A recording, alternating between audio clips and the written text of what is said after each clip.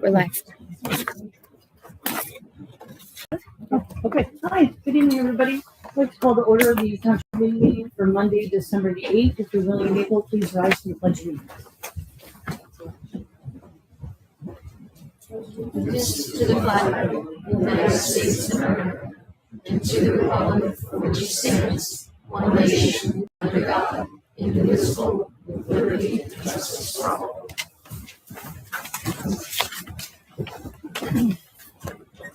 Okay, we're going to move on to open public meetings notice. Pursuant to the Open Public Meetings Act, notice of this meeting was sent to Cranbury Press, Trenton Times, and Home News Tribune on January 3rd, 2025, posted on Township's website and sent to those who requested a copy of this notice. We'll move on to roll call. Mr. Christopher? Here. Mrs. Elbadawi? Here. Dr. Rogers? Here. Mr. Scott is absent at the moment, and Mayor Kinnear? Here. Thank you. Okay.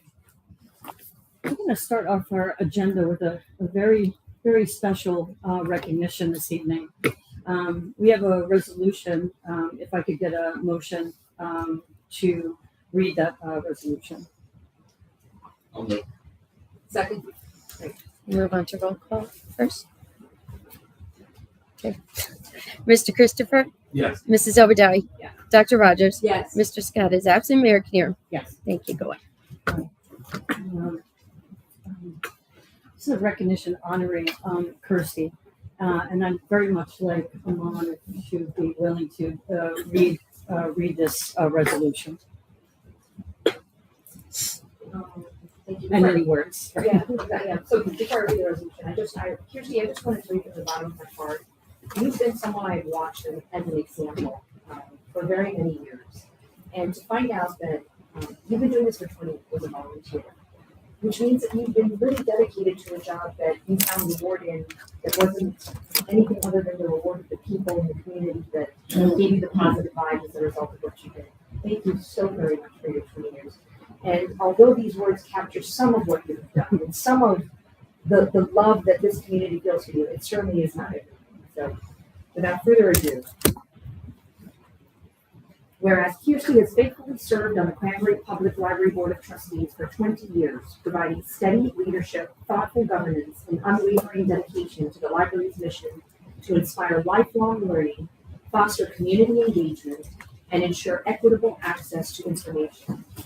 And whereas Kirsty's love of libraries and her desire to give the town of Cranbury its very own freestanding library building was the impetus behind her long-serving membership in the Cranbury Public Library Board of Trustees. And whereas Kirsty was a founding director of the Cranbury Public Library Foundation, set up in 2009 to raise funds for the new building, and which eventually went on to raise over $2 million in donations for the new public library. And whereas Kirsty worked tirelessly from 2008 through 2017 to support the new library building effort through a feasibility phase and the fundraising campaign, Kirsty served as a leader in the campaign, a steadfast advocate for the project, and a champion for the passage of the New Jersey Library Construction Bond Act of 2017 that led to Cranbury securing a matching grant in 2020 that led to the construction of the new building. And whereas Kirsty worked indefatigably, wow, That's 6 syllables. That's a library word. Towards that goal, by urging the board to conduct all the necessary steps to achieve the new building, including a needs assessment, community survey, feasibility study, selection of an architect, and development of an architectural plan. And whereas Kirsty led the board and library director through the process of obtaining bids, selecting a contractor, and managing the construction of the new library building. And whereas Kirsty had the honor of cutting the ribbon at the completion of the project and the grand opening of the new building.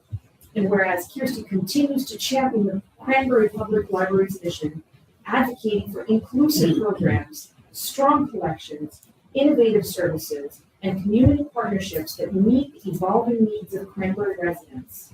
And now therefore be it resolved that we, the Township Committee of the Township of Cranbury, do hereby recognize and honor Kirsty Venanzi for her 20 years of exemplary service on the Cranbury Public Library Board of Trustees, her pivotal contributions to the creation of the freestanding library building, and her ongoing support for the library's mission.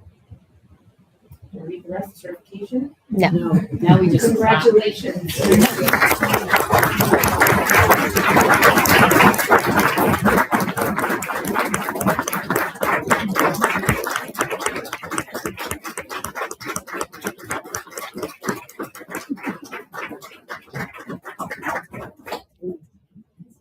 Yes.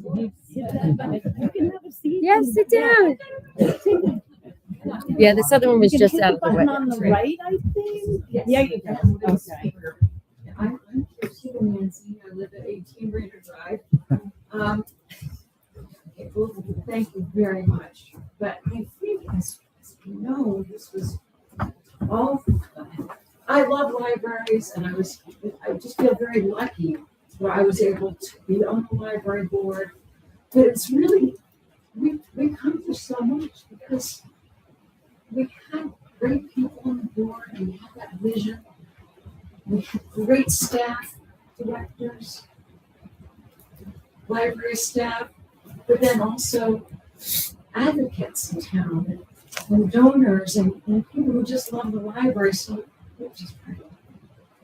So I'm so glad we have the library. I'm very fortunate for me to be serving the town at this time.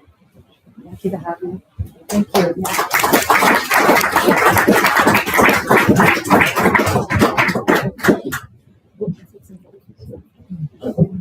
I'm Mike Ferrante, North Main Street in Cranbury. So we heard from Kirsty. That was all the facts of the case, but I want to give some color commentary. So I first met Kirsty in 2010 when I was elected to the school board, and I was the rep to the library board, and I love libraries. And I got to my first meeting, and I heard Kirsty telling this audacious vision of building a freestanding public library. And if persistence is a word personified, it is Kirsty Bonanza. So she never gave up. From the beginning, from the feasibility study all the way through to getting the state legislature to sign the Construction Bond Act. All of that was sort of a big effort. But I think Kirsty would be the first to acknowledge she stands on the shoulder of giants. In this case, not the donors and the members, but her family. So we're very lucky to have Ms. Ginny Swanigan here this evening. And Ginny was a long-term library employee and a long-term library trustee. So Kirsty definitely continues the tradition. Kirsty grew up in Cranbury. Her sister Leanne. We have her husband Paul here tonight, and her three kids, Jane, Robert, and Sam, that I know were a big part of supporting her. So I'll keep it short, but I just want to say, Kirsty, thank you for your persistence. You had the goal and the tenacity for a 15-year period to make this happen. And I can confidently say we would not have a freestanding public library if it weren't for you. So thank you very much.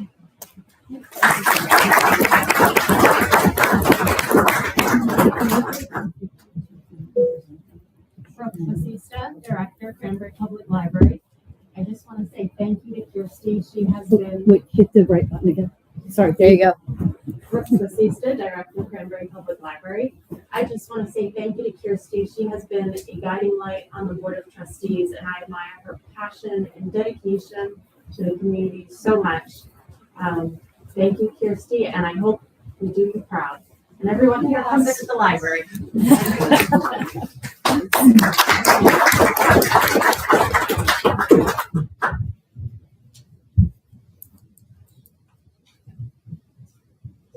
The other side.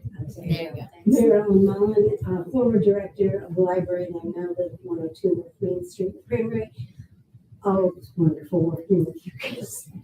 It was being a director with her, serving on the board was wonderful because she just had so many ideas and so much enthusiasm. It was easy to work with, and we got a lot done together. We did so much together. It was really special. And we said we would both stick out through COVID when it was really tough because we both had each other. And that was a really tough period, but it got us out of the school and into the new space during that time. So It was really positive, and thank you so much for being such a wonderful president. And I do remember Jenny Swanigan with my children coming to story time. I have pictures of you with my kids for story time, so it's wonderful to have both of them here tonight.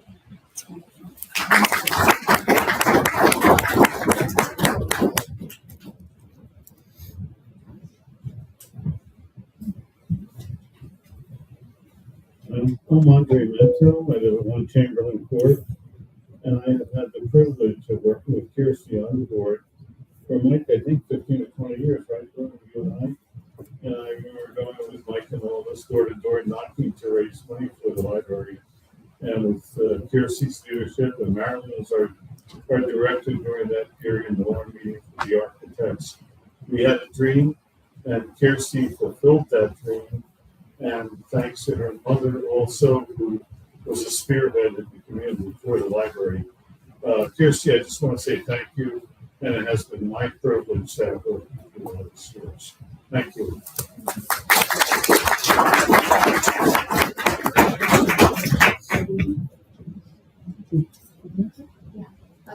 Kirsty, would it be okay if we took some photos with you and a proclamation? Resolution. The public indulgence, just one quick pause of our meeting. Okay. We'll use the last time.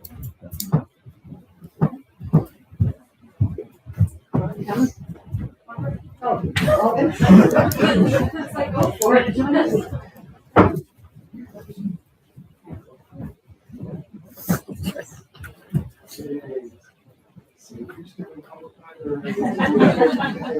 $20 years. It's indefatigable.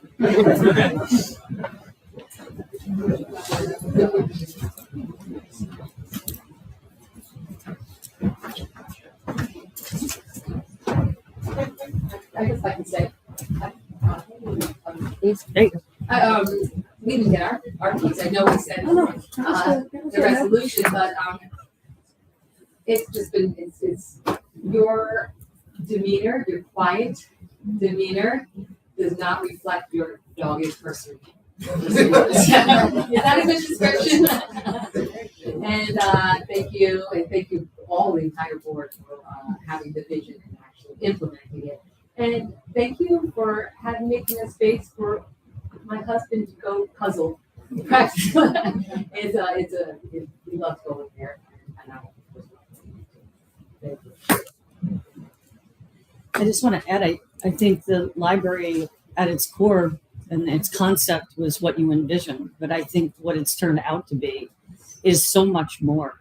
An anchor for the community, a place for our seniors to really find a home and be comfortable going there. And it's become such a place for community events and for people. It's become more than I think you originally envisioned it to be, which I imagine is incredibly gratifying. So I would be proud you have a freestanding library, but I would think of it in the concept of it's such a bigger part and an asset to our community. Libraries, public libraries are always community centers. Yeah. But we're seeing how that is serving our town now. Yeah. And it's evolving. It just continues to evolve. Thank you.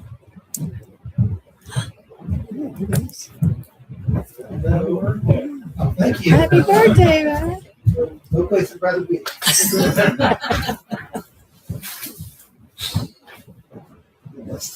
We could put you on the spot, but we just got through Kirsty's resolution and just we did that. So we're just wrapping up. If anyone had any final words. So. But you know how I feel about you. You definitely know how I feel about you in the service to the town. It's definitely well earned and much appreciated. Thank you. Thank you. We're going to move on to our agenda.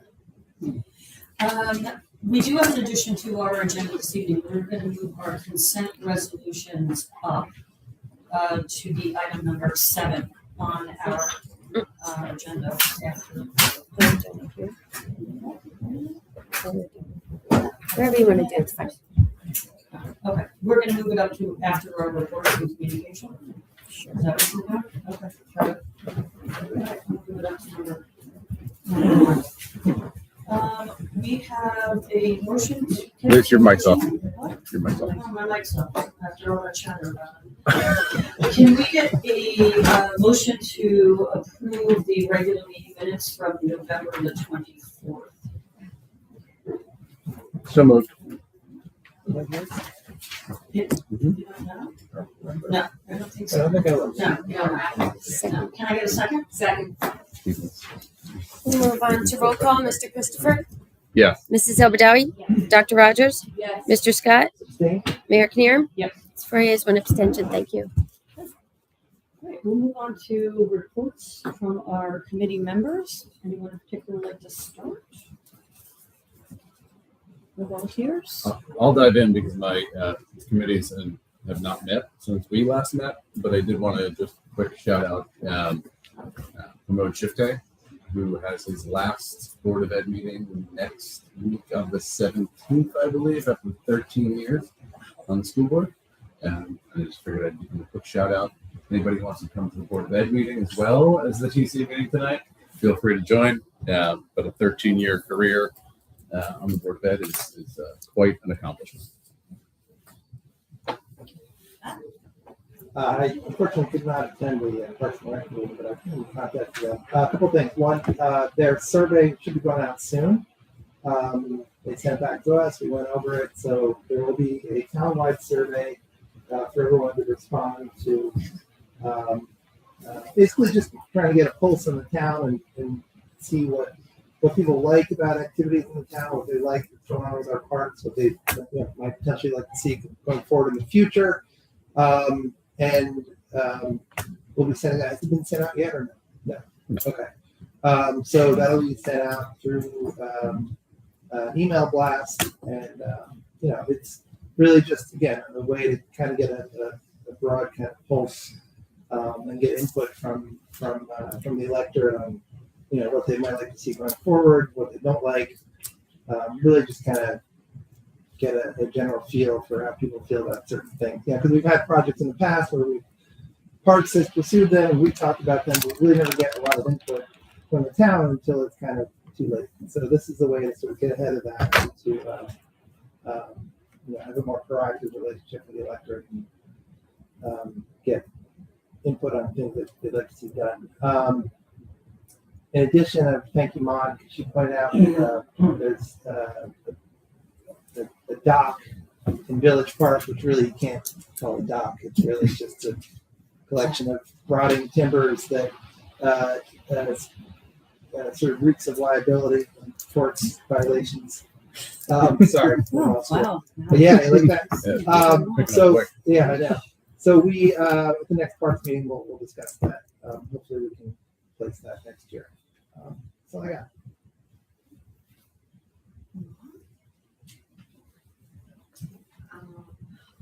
I wanted to start just by wishing everybody a great belated happy Thanksgiving. We all enjoyed our feast, whatever they were.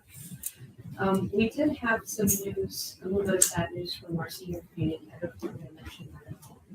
You will? No, then yeah, I want you to mention it. No, I'm not sure.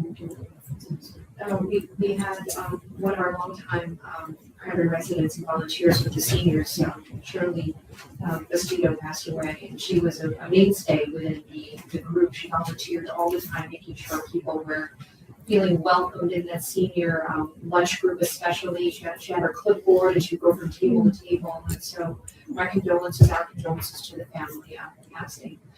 On a formal level, the planning board met. I attended the meeting, and at that meeting, the members of the planning board received sort of the proposed updated checklists that were given to all members. And the zoning committee has been working on that all year, headed by Mayor Knierim. And the planning board, members of that planning board will look at that document with more detail, and I believe the TC will also have the ability to opine on that at future meetings. And there was a resolution that we were supposed to pass that day for Amazon regarding the change to the parking lot, but I guess the resolution was not prepared ahead of time, and so meeting with enough time for us all to take a look at it, so that was deferred to a following meeting. So that is what I have to report. Any questions? I'm here. Two things. First one, Lisa and I attended a centennial birthday party for Beatrice Miller at the Elms, and it was a blast. It was especially the piano player. I mean, that was really great. And seeing Beatrice, she wasn't officially, she was 99 and almost 100. So we did it a couple of weeks early, but it was really nice. The one thing that, another, besides meeting the family and seeing all the residents there that seem really positive and happy, I do want to reach out to the community that they are taking opportunities if you want to volunteer to anyone that wants to volunteer to put in hours. They should contact the Elms because they would love, entertainment of some sort or going in with a tablet and, doing puzzles with them or whatever. So I'm just putting that word out there. And I've talked to some of the high school students, and I think Cloud 9 might be going over there. So it's a great opportunity to get more of a community feeling there. So I wasn't sure if you were in that, Jane. The other good news is after I don't know how long, we're going to finally get a flashing light put in on Old Trent Road by Millstone Park. I'm not sure if the 8th and the 9th, I think there's a base being put in for the poles, and the poles are going to be put in the 9th. Yeah, the foundation's being put once that's set, and then they'll put it on actual So, the traffic subcommittee has been really working on safety on Old Trent Road. By widening Old Trent Road, people think that it's no longer 35 miles an hour. It's like a raceway. So we're trying to put in more safety measures like the bike path is trying to narrow it, and then it's flashing light for pedestrians across. So those are two things that we are working on. So hopefully it will work. Hey Barbara, do you know if the Elms reach out to the high school? Excuse me? If the Elms reach out to the high schools for volunteers? Because I know lots of kids need volunteer hours, mine included. So if you have a contact, let me know and I'll let Deirdre know because she's the community outreach person. Perfect. I'll reach out. Yeah, that'd be great. And it was also like we were encouraging, like even if like some members of the band wanted to go and like play music and entertain them, so like they can get creative in how they're volunteering. It's not so much just go there and sit down. It's like come there and maybe engage with them and have an activity or something like that. So it's a little bit more engaging, which is great. In addition to for the planning board, in addition to the guidelines, just a little bit more about that process. So it's the design guidelines. It's the checklist, and that I just want to thank the members of that zoning subcommittee because they've really dedicated a lot of time. It's been every 2 weeks for over 6 months just going through them. And the whole idea is that so that the applicants are more prepared and these applications are more robust so that planning meetings, first of all, don't take 4 hours or 5 hours, but that they can move through and get to some of the challenges quicker. So the planning board will review that, and then we'll probably have a special meeting with the planning board late January, and we'll also distribute that. And the goal would be then any changes that we have to make, based on that, and the TC will be able to review that too. Okay. Just an update on some of the road work in town. Shadow Oaks has been put on hold due to the decreasing temperatures in the air. The good news is all the great work and the curbing work that needed to be done on both sides of Shadow Oaks was complete. And then the north side of Shadow Oaks, that paving has been complete. So it was actually the timing of the weather changing actually worked out quite well. But I've been very, very pleased with how outspoken residents have been. Even the smallest of problem in the neighborhood, they sent me an email. And I just want to thank our township engineer and our township administrator, Denise, just for being on it, because we were able to resolve problems really, really quickly for the residents through that process. So, and it just seemed to appreciate that. So that's what's going on with Shadow Oaks. And I really did have a blast at the Elms. Beatrice's birthday is December 23rd, so that her family being there committed to a 3-week birthday celebration too. So, and we were informed of 2 impending March birthdays that they'll be turning 100. So we've got more celebrations to have over there. And they've done a really nice redo within Elms. It really looks very nice in there, and their flooring and their decor and a little bit of a remodel. So it's a really nice place to go. So spread that word. Okay. That's really all I have. Update from my department head? Or any of that? No? Yeah. That's you, Chief. It's very casual Monday. I'm not used to it. Call me up. I know. Good evening. Briefly go over the monthly report that I sent out. Someone's in sort of right on the bar. More important motivation stuff are as well. Chief, can you do me a favor? Yes. Yeah, could you speak up a little? We had Sure. just some at home people were having difficulty hearing, so we're all going to No problem. Thank you. Yep. So motor vehicle crashes, unfortunately, are on the uptick a little bit. November was a pretty heavy month compared to last year. Part and parcel. So why the numbers are year to date numbers are up. Cost of service. Again, that's relatively new. So the dispatching statistics. But you can see this time, last year to this time, there's over 3,000 additional calls for the year to date. Yeah, so we've been very busy. November was a very busy month for us. Again, total radio transmissions recorded just for Cranbury alone was over 10,000. Dispatch interactions was over 55,000. And 911 calls were over 1,500. Overtime is down, so we'll just leave it at that. Denise will smile. And then Detective Bureau on par again for the NAs. We just recorded last year, and nothing outstanding there, nothing that screams. I do want to touch on and I'll take any questions that you have. I do want to touch on the police blotter. There was some talk about, I'll just get right to it, carjacking that we had. The police were releasing information. We were on to criminal investigation. We release what we can release, and it's not something you're in the mix on, hey, it was just carjacking. Just be aware of it. So it's not something you do. There's an individual that brought a high-end car to one of our local businesses with the intentions of possibly selling it. And the short story is that suspects approached him, brandished a firearm, stuck it in his chest, and said, "Here, keys," and they took the car. So is it a carjacking? 100%. Is it still under investigation? It is. Car's been recovered. We have processed it, swabbed it for DNA, and we will continue to work the case and rework it. And any information, if and when we can release it, we will, other than what I just spoke about. So police department was not hiding anything. Again, it's just part of a criminal investigation that we just announced to everybody, putting the bag on his head, here we go. But the car has been recovered and will be released tomorrow.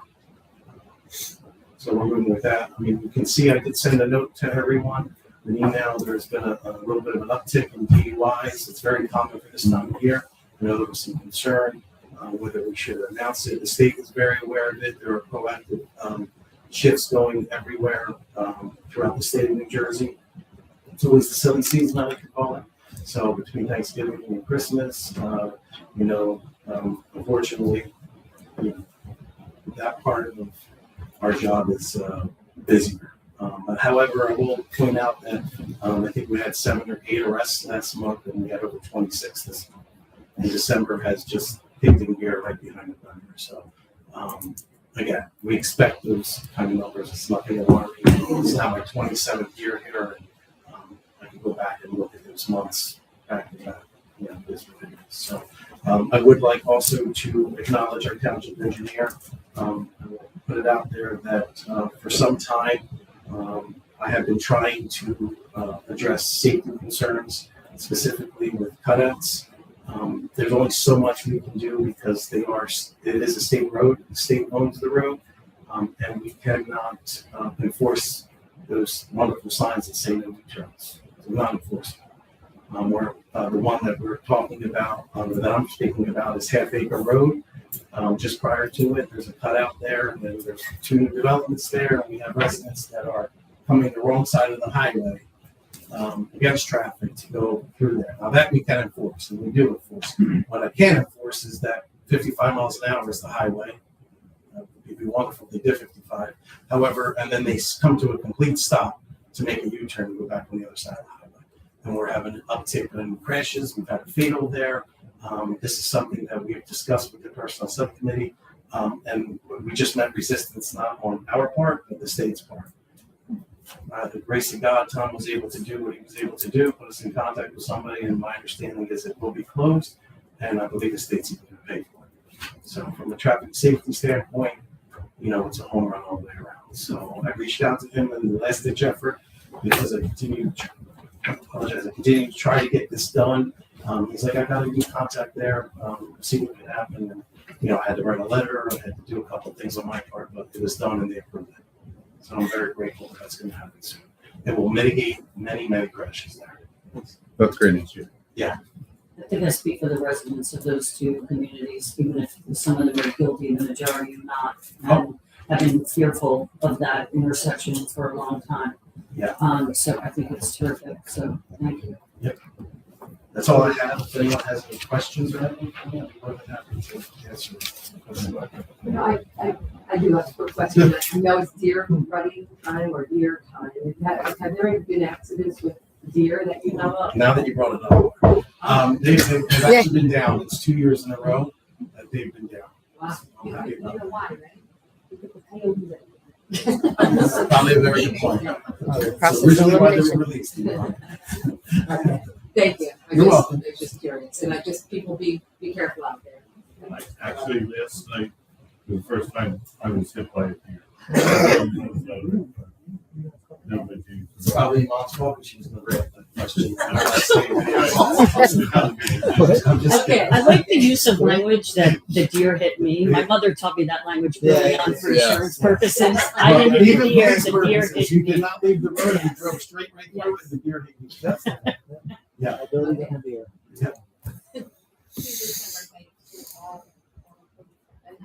Microphone.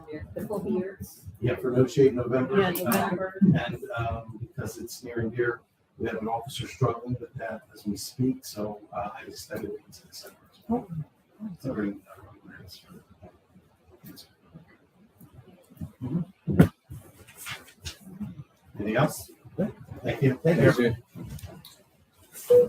Okay, as discussed before, we're gonna move the consent resolutions up in the agenda to item number 9.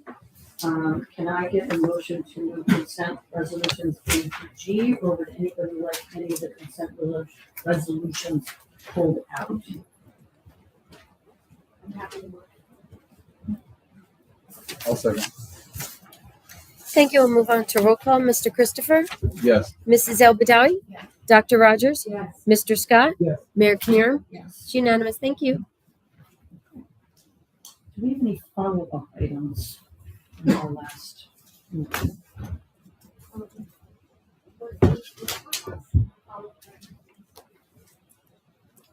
The hot box was a follow-up item, and Rob can speak to it. We had a meeting with Dennis and the architect and Tom Decker to discuss why the hot box was installed prior to the things that Tom had asked be done, and then how we were going to instead make it look better.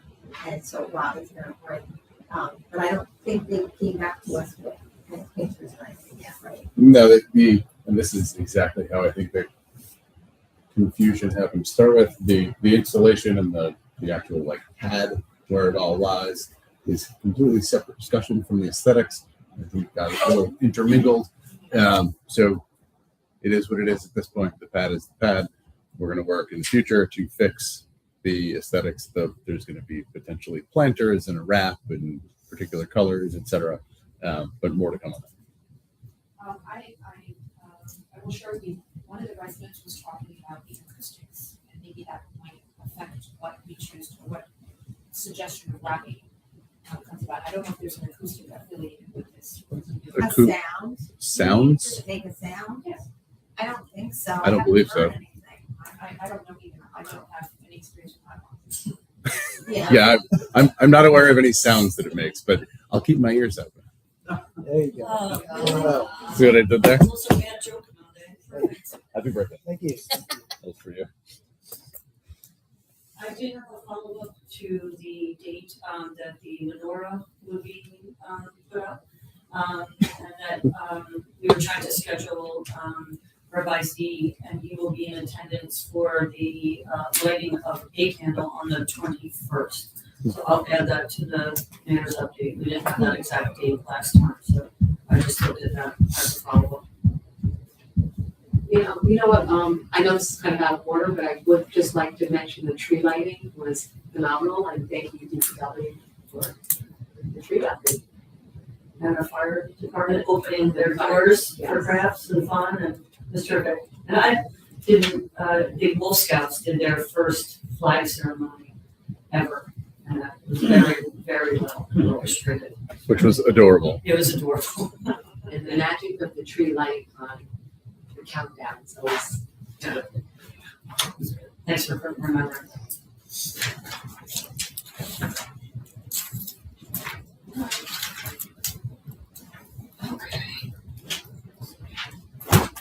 Okay. Boards and commissions vacancies, same three as last time. The EC Environmental Commission as a second alternate, the zoning board as a second alternate, and municipal alliance as a second alternate. Okay. We have no first readings this evening. We do have a second reading this evening. So I need make sure I get this right. I need a motion and a second. Make a motion for it. Get a second? Just so I have the sequence of events. Yep. Second hearing. Yeah, to open our public hearing. Second.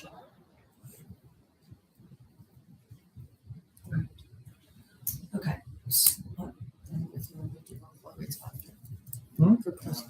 There's no roll call. No, we're just opening it up.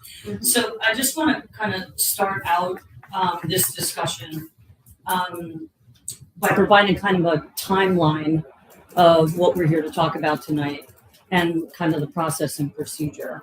So I want to start, just so everyone knows what we're talking about, is the property located on 147 Plainsboro Road.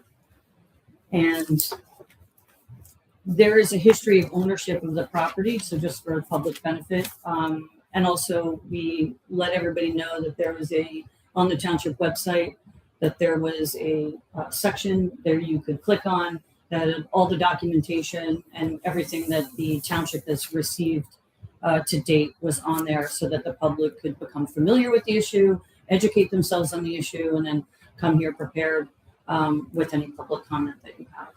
So the Cranbury Township purchased the property from the Barclay Trust in October of 2002. And in 2004, the sale of the development rights to SADC, Farmland Preservation Deed,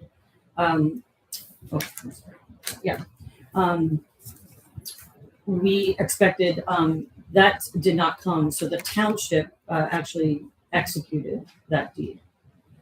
And in August of 2007, West Orange Baby purchased the property from Cranbury Township, and the historic preservation easement and deed, I won't read you the number if anyone needs it, but on the home was executed at the time of the sale by the township.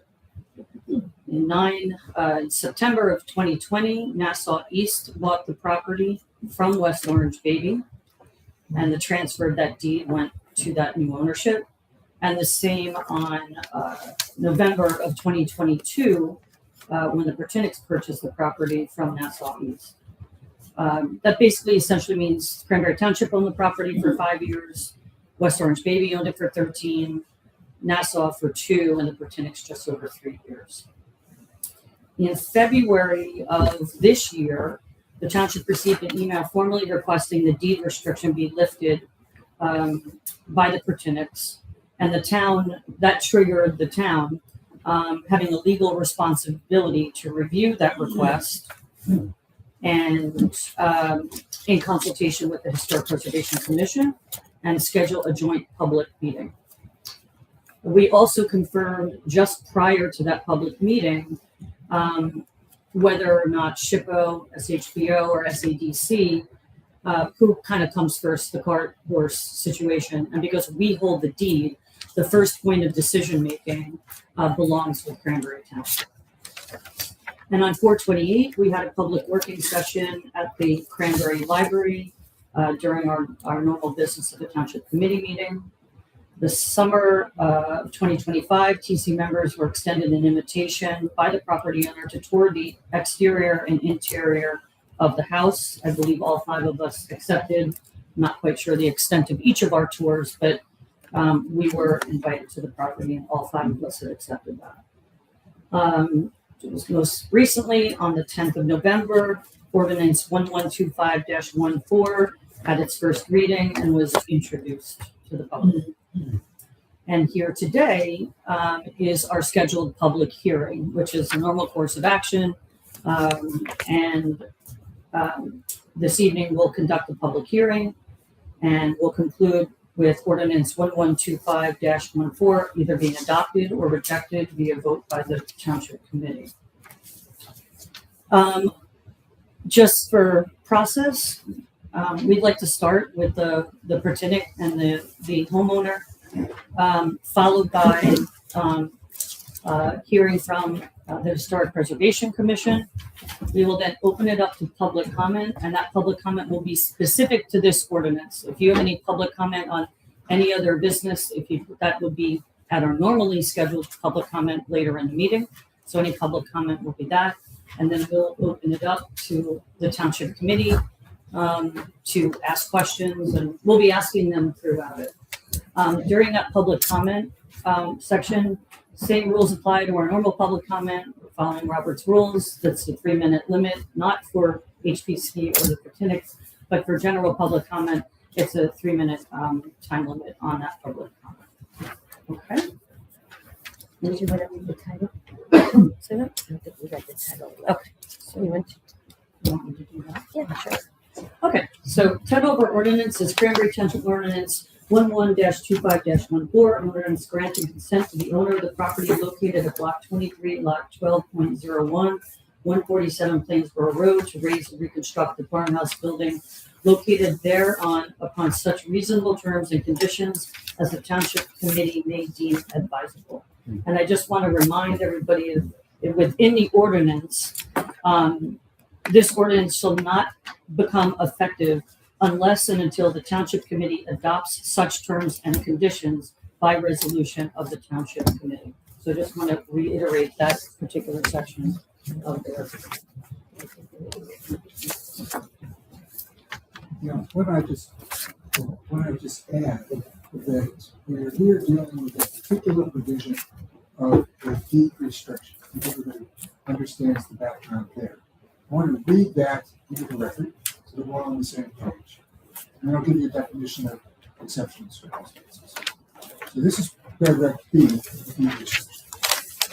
Grantee, that's the mechanics of this one, shall not demolish, remove, or raise the facades of the building without the express consent of the Township Committee of the Township of Cranbury, acting in consultation with the Township's Historic Preservation Commission, which consent shall be granted only in exceptional circumstances, such as in the event of extensive structural damage to or partial or total destruction of the building, and upon such reasonable terms and conditions as the Township Committee may deem advisable.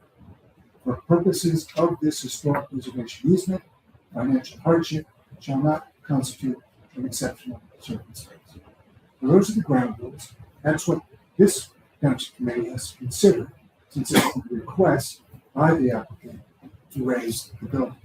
Now, what do we mean when we say exceptional circumstances? There is no single definition of exceptional circumstances in the law. The Black's Law Dictionary defines the phrase as conditions which are out of the ordinary course of events, unusual or extraordinary. So that's what the Township Committee wants to hear today. Back and forth, why are these extraordinary events that should cause them to exercise this clause, or why not? We've got an obligation to hear from the Historic Preservation Commission, because indeed we've been in coordination with them throughout, and the HPC also not only have they presented documents to us which are on the website, they will talk today, and they also talked at the joint meeting back in April. Finally, Township Committee cannot vote to allow the building to be raised except upon reasonable terms and conditions. And what this ordinance states is that it will not take effect, as the mayor said, unless or until reasonable terms and conditions are agreed upon. This is not going to be the meeting where the terms and conditions are agreed upon. So, if, for instance, the vote is yes to adopt the resolution, there will be another phase in which the terms and conditions are agreed upon, and that would be by resolution of the township. With that, we have the tenants. Could you hang on one second? Could you explain on exceptional circumstances again? Just say.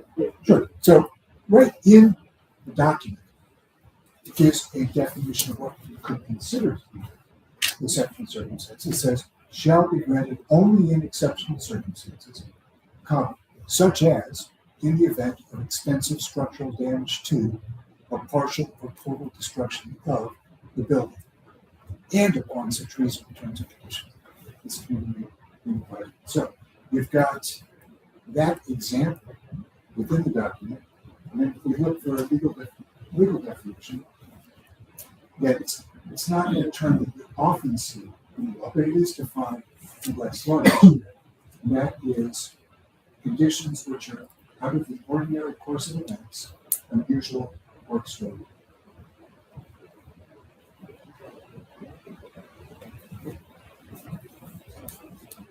And the goal is to hear from everybody. Now, So members of the Township Committee, good evening. My name is Jake Russo, and I am an attorney with the law firm Saul Ewing here tonight on behalf of Brunswick Land Company LLC. They are the owner of 147 Plainsboro Road, which is identified on the Township's tax map as Block 23, lots 12.01 and 12.01 confirmed. So first off, I want to say thank you for that explanation. You saved me a lot of time tonight. It was very accurate. But one thing I would like to get out of the way at the beginning, before getting really into my introduction, is, as Mr. Goodell stated on the record, there is an express definition in the deed restriction for exceptional circumstances. And as we will describe tonight, the existence of these extensive structural damages or partial or total destruction of the building is certainly present. So we appreciate the opportunity to be here this evening. As we stated before, Mr. Grotinett is requesting that the Township Committee, in consultation with the Historic Preservation Commission, adopt an ordinance granting consent for the demolition of the Danzer House, which is a dilapidated 1860s farmhouse on the property, to allow for the construction of a newly built replica structure in its place. This request, as noted, is made pursuant to the deed restriction I just referenced, which was recorded by the Township in 2007. And as noted, it permits demolition in these exceptional circumstances and expressly notes that this includes excessive and extensive structural damage or destruction. Since acquiring the property in 2022, Grotinett has confronted a building that is not merely aging, but one that has experienced decades of documented deterioration. The Township itself noted the building's critical disrepair as far back as 2004, when the Township itself owned the property. The tax records for nearly 20 years classify the building as being in poor condition, yet no repairs were ever made by its prior owners, including the Township. This is evidenced by prior Open Public Records Act requests, which indicated that there are no building permits issued for the property during its time of ownership. independent structural engineers retained by Protinic have confirmed that the building suffers from severe and long-standing structural failure, including compromised framing, foundational instability, and partial roof collapse. Both engineering reports conclude that the structure is not a viable candidate for restoration and would, in fact, be best addressed through full demolition and reconstruction. Photographs and inspection reports that we have submitted underscore the building's unsafe condition, including the presence of lead-based paint in areas too hazardous to even access. Under the deed restriction, these facts clearly meet the standard of exceptional circumstances.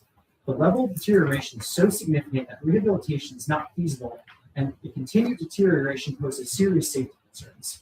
Again, we want to emphasize here, this is not because of financial considerations. This is for health and safety reasons due to the existing condition of the building that truly make restoration an exceptional circumstance. With that in mind, Mr. Protinic is seeking your consent to demolish the existing structure and replace it with what will be a replica that preserves the historic character of the original Danzer House. Architectural plans for that replica have been provided to the committee and the commission. Now, that said, we would like to take a moment to address a few comments that were made by the Historic Preservation Committee regarding this property and its request. And this dates back to a report from April 2025 when this really started to kick off. So one item that came up in the commission's, we'll call it objection, was that they noted that this property was not listed as a historic property. And that is correct. The HPC did acknowledge that the Danzer House is not part of the National Register of Historic Properties. But we also want to put on the record that Cranbury does not include this property in its historic district and is not listed as a historic site in the Township's historic property inventory. So really, the kicker here for tonight is this deed restriction that is preventing the demolition. Next, one item that was touched upon here, but I feel the need to address it again, is the prior ownership of the property by the township. So in this HPC report from April 2025, the commission claims that the property was effectively sold at a loss for approximately $1 million, and they claim that was because of the deed restriction that was imposed. That's not correct. According to the chain of title, the town paid $3,350,900 for the property in 2002. In 2004, the development rights for the property were sold to SADC, which stands for the State Agricultural Development Committee, for $2,104,865.28, and this was in 2004. Thereafter, then the property in its entirety was sold by the township in 2007, $2,310,000 to the subsequent owner. So in other words, the township received a profit for this property in the amount of $1,063,965.28, but itself took no action to restore the existing building. Final comment I have is that the HPC asserts that the engineer reports are missing important information. This cannot be further from the truth. For Exhibit G, which was submitted, which is Mr. Protinic's structural engineering report, severe foundational damage, joist damage, termite infestations, wood beam deterioration, floor deterioration to the point that the engineer of record stated, and I quote, "Based on these observations, the first floor is in dire need of repair, and we recommend that the building not be used until remediation is made. Anyone accessing the space shall use extreme caution due to the potential for member failure within the first floor." Similarly, in Exhibit H, Mr. Protinic's second structural engineer, it was noted that the building experienced major deterioration and that many of the materials used in the property were not even original materials. In sum, the record clearly demonstrates that exceptional circumstances exist and that would allow for the demolition, and Mr. Protinic is fully committed to working collaboratively with the township to ensure that any terms, conditions, or preservation requirements are appropriately addressed in a manner consistent with the deed restriction and the township's historic preservation goals. Now, I have with me present tonight Mr. Protinic to share a little bit of insight into how he came into ownership of the property and really what his intentions are with this property. So, Michael, if you wouldn't mind, would you mind explaining, just a little bit about yourself and what you do for a living? Right. Could you make sure Yeah, the microphone's thank there you. to speak up? Thank you. Got me now? Yep, All right. gotcha. So, my father and I, we actively farmed, we've been farming in Cranbury Township since 1929. We've had a good time, doing that, and we hope to continue doing so. So, Michael, As I noted, your family became the owners of the property in around November of 2022. At that time, were you aware of the historic preservation easement? This is correct. Now, since you've owned the property, have there been any material changes to the structure since your purchase? No, it was clear that the building and the structure had suffered neglect for many years. Could you tell me a little bit how the prior property owner, how they treated utilities to the property? So all utilities were disconnected. So electric, heat, water, anything that would be required to live in a home. And as noted, you've made no modifications or alterations to this property since ownership. No. Now, what is your intent with respect to utilization of the actual historic structure if you were to demolish it and reconstruct it? So this will be my personal residence. And I enjoy farming. It's what I do. I'll do it for as long as I can. Now, Michael, I know this has been a sensitive subject, but would you mind sharing with the board a little bit about your current health struggles? Right. So doing something as long as I can, right, that is dependent on your health. So I've been battling multiple conditions, chronic conditions, whether it be Lyme, currently fibromyalgia. We're looking into multiple sclerosis. So I'm still going through these processes of diagnosis, but I'm here and I'm doing what I need to do. Now, we will note an exhibit was submitted on the record that indicates that Mr. Burton's doctor did indicate that there are severe health constraints. Now, Michael, one of the reasons that we want to demolish this property and reconstruct it is because of the adverse health effect that this existing structure would have on you. Is that correct? Yes. And as noted, we submitted a report that shows the presence of lead-based paint throughout the entirety of the structure. As a matter of fact, it was so bad that certain portions of the structure cannot be surveyed for lead paint because, as they note in that exhibit, it was too unsafe for the lead-based paint engineers to inspect. Is that correct? So that more or less concludes my direct questions of Mr. Rotinick. One final point I'd like to touch on is you hear tonight from Objectors Council that there's going to be 2 points of emphasis here as to why they believe this consent should not be granted. One is they're going to argue that financial considerations are not appropriate. And we'd like to start off by saying, we agree. That is clearly in the deed restriction. This is not because of financial considerations. Mr. Protinip is looking to become a member of Cranbury Township. He wants to live in this residence. He wants to farm the property. By forcing Mr. Protinip in these exceptional circumstances to attempt to renovate a property that could not be feasibly renovated, per these engineering reports, that is contaminated with lead-based paint and all these other insect infestations and other issues that will negatively adverse his health, you are effectively preventing Mr. Protinip from living at this property. His health will significantly deteriorate, per his own report from his doctor, if he is forced to live in this house in its current condition. The second point that's going to come up in this objection has to do with this concept that additional consultants should be permitted to inspect the property. And we disagree with that. We've had 2 structural engineers come out to the property that both reached the same conclusion, that there was severe structural damage. That point has not been at all contested by Objectors Council. Rather, the question now is, do we send additional consultants effectively until we find one that agrees with us, which we believe at this point is inappropriate. Mr. Protinip, on the idea that financial considerations are not relevant, but we will note has spent significant funds in getting these engineering reports, in analyzing the property, in preparing architectural plans that will continue this historic character of the structure if it is to be rebuilt throughout the community. Which leads me to my last and final point. The deed restriction is concerned with the facade. It's concerned with the facades of the structure. It is not concerned with the interior. The reason why this is relevant, that this is not your typical historic structure that is open to the public for inspection. It is set back well over 200 feet from the property line.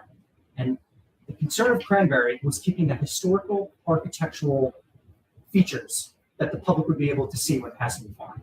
They don't want that structure, and that was the intent behind the deed restriction, to be demolished and then rebuilt with some mansion that's out of character for Cranbury. That's not what's being proposed here. We want the same architectural features, albeit in a structure that is safe for human habitation and that will not negatively impair my client's health condition. And with that, I would open up to the public or if they want to bring along Members of the committee have questions?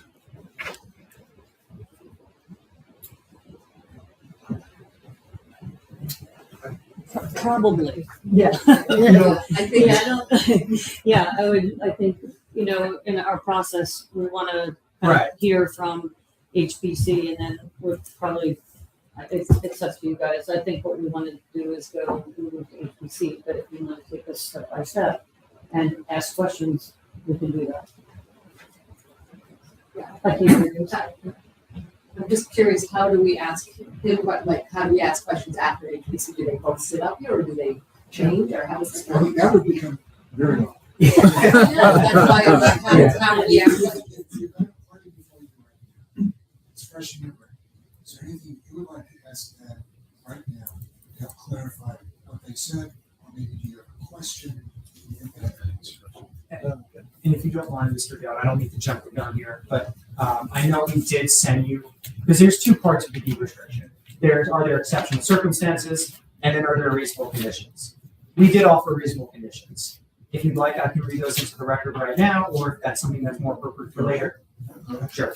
So we proposed 5 conditions that will help continue the historic character of this structure on a rebuild. So I'll read these one by one. The first one would be that the applicant agrees that any new structure will be built in accordance with the architectural plans that were prepared by RJM Architecture dated January 14th, 2024. This was Exhibit K in our submission. And effectively what that does is it replicates the existing structure. They'll have the same facades, the same building. Item 2. The applicant agrees that the materials used in the new construction will be consistent with the historic character of the original Danbury house, but subject, of course, to current safety and health standards. Obviously, we're not going to use lead paint again because that would be inappropriate.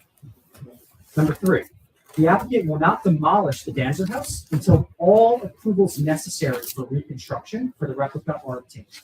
And just for the board's convenience, these approvals will include, but not necessarily be limited to, the State Agricultural Development Committee, the State Historic Preservation Office, and then the County Ag Board. 4, the applicant will apply for building permits within 1 year of the date of issuance of the demolition permit. Once building permits are issued, the applicant will diligently pursue construction of the proposed structure, subject to, of course, supply chain, labor availability, and the other force majeure events. What we're getting at here is the applicant is not going to demolish the structure and then sit on it for 5 years and just leave an eyesore for the township. And then finally, and this is, one that we'll have to discuss how we'll put this into the conditions, but the applicant would agree to what is effectively specific performance to enforce the terms and conditions described here. So that way the township has some form of teeth to ensure that the applicant complies with these conditions. Because we understand your concern that we do not want the applicant to move forward with demolishing the property and then doing nothing, or demolishing the property before getting all applicable permits. We would allow the township to impose a condition that enforces that type of compliance.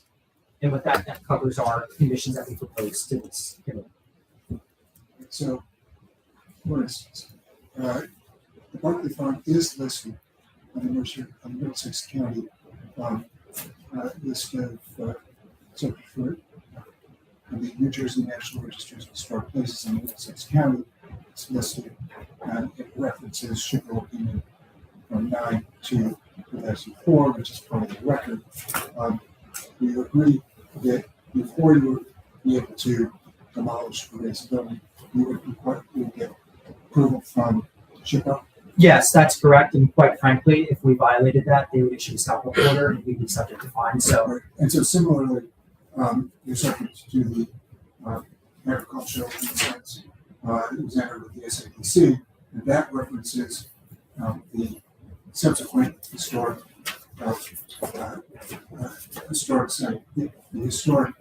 deed restriction that was entered by the township. You would have to go to the SAPC as well. that is correct. So regardless of what the township committee does, you've got at least 2 other state agencies you've got to seek approval for before you can demolish the building. That is correct. And again, not to bring more objections to this, but we do know that that would be open to members of the public, that they can raise their concerns with those committees and those commissions. It would be a similar process to this. But that would all be, of course, open to the public, a public record, and available to the public. Let me ask 2 hard questions. Sure. First is, and you can answer it as fine to answer, but certainly When you purchased the property, inspected the property, you knew the condition of the property at the time of purchasing it. Why are there now exceptional circumstances when you bought the property knowing what it looked like then? Right. So, okay, you can correct me if I'm out of line here, but I believe my understanding is this property was bought to be farmed. That was the primary focus. We understood, Mr. Brotinick understood that the property was in a dilapidated condition, and I'm sure that there was debate as to whether it would be reasonable to restore this or to completely demolish it. Then we obtained our structural engineering reports. We did not get those before purchasing the property. Those structural engineering reports tell a different story, and that's what has brought us here today. We also did not know, again, the presence of lead-based paint, termites, all these other issues. We knew it was in a severe state of disrepair, but we did not know to what extent. Here's the second question. Why is, with all due respect to Mr. Brotinick, understanding his poor health, why is his health relevant to the decision of this committee when it's the building that is the relevant issue? This is something which runs with the land and should not be interpreted in terms of the unique character of the landowner. Right. So we're not arguing that the exceptional circumstances are directly or solely because of Mr. Brotinick's health.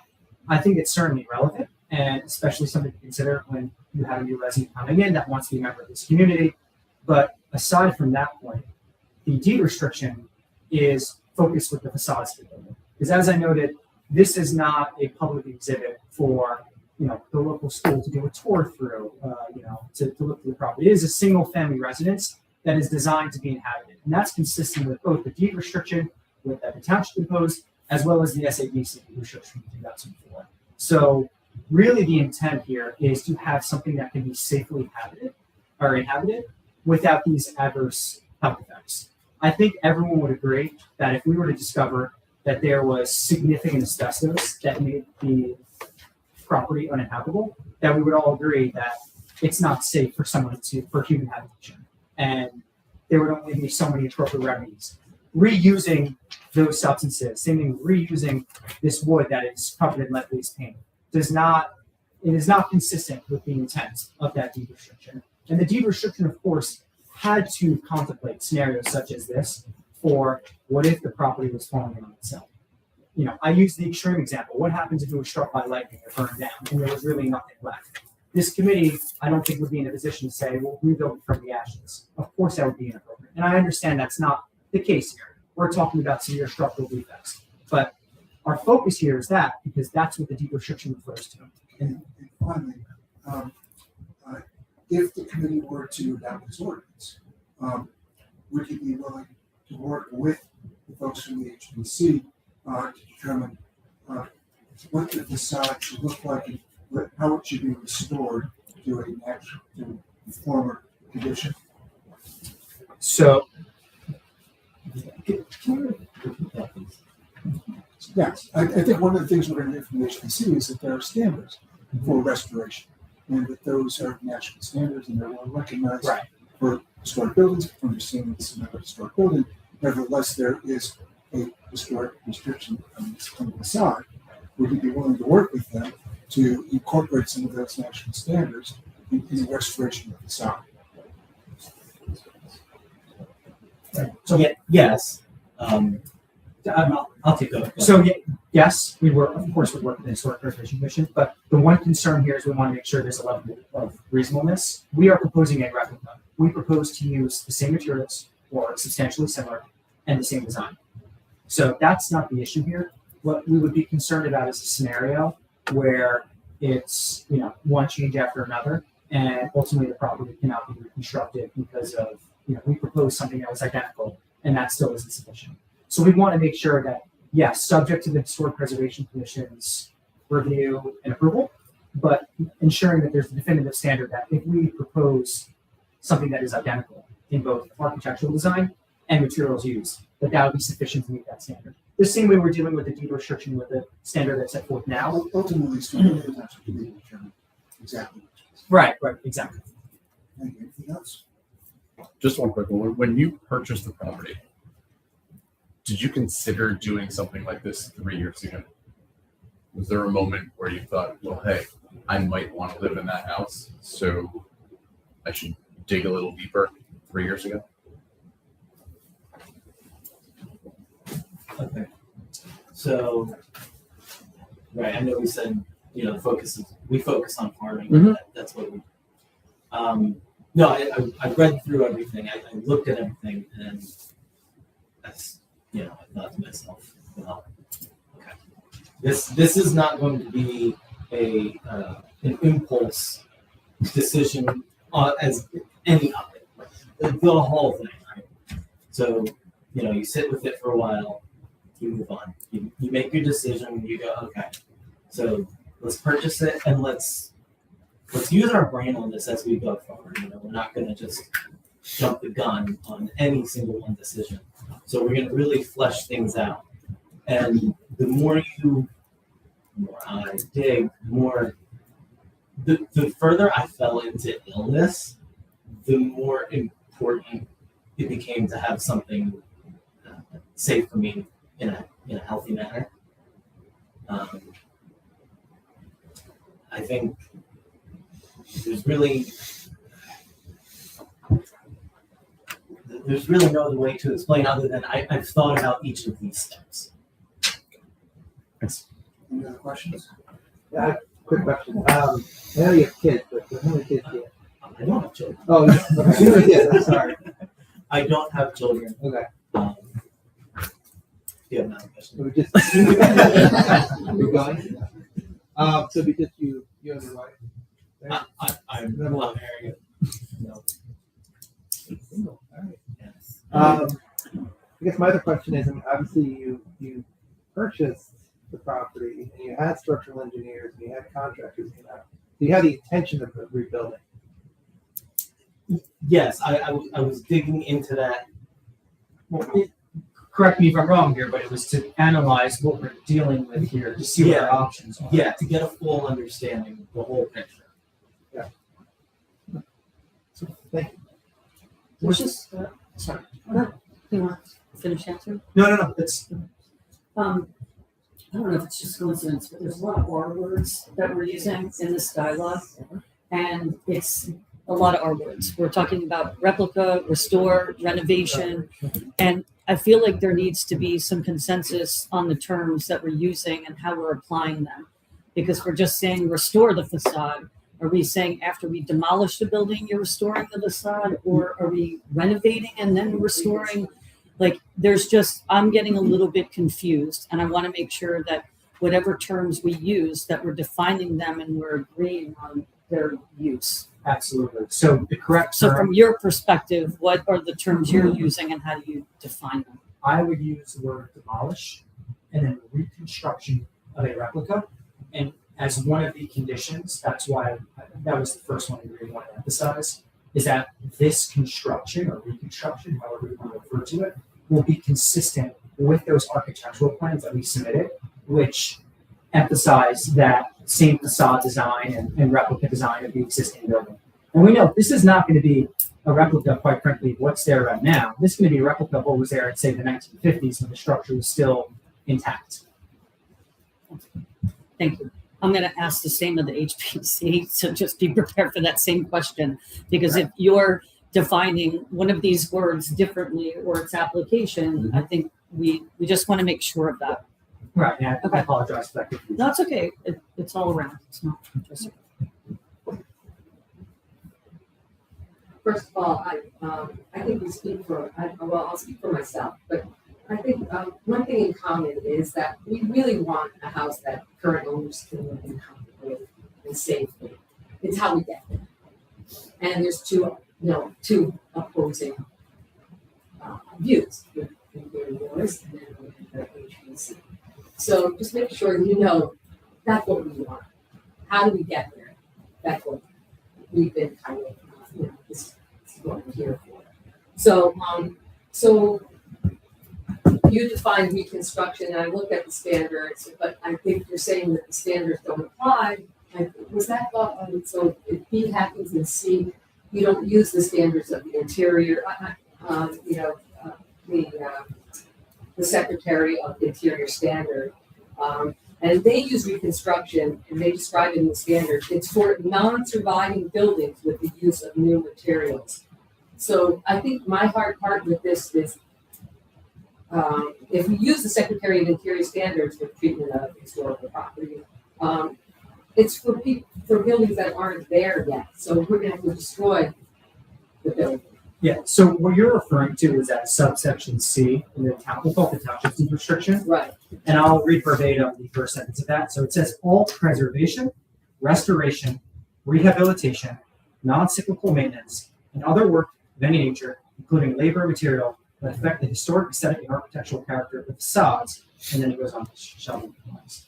That section is referencing preserving the structure. Right, the other R's.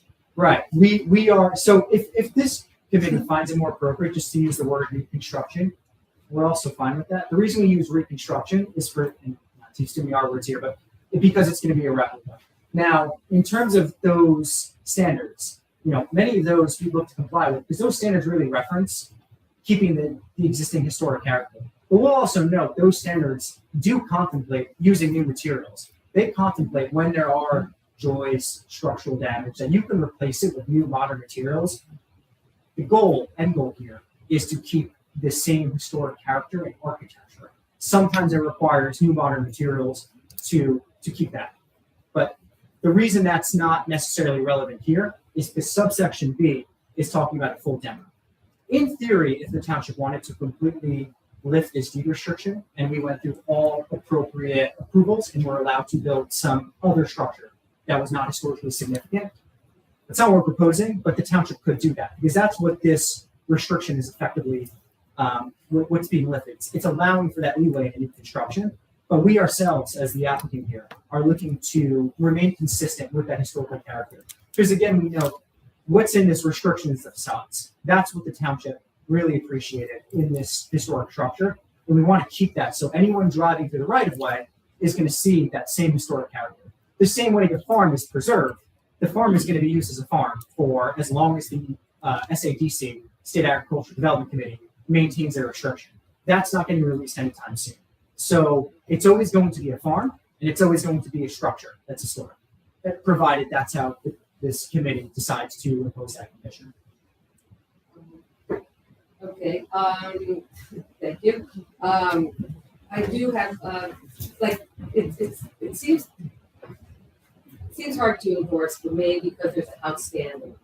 So, without definitive engineering reports, which you chose to state certain sentences within those engineering reports.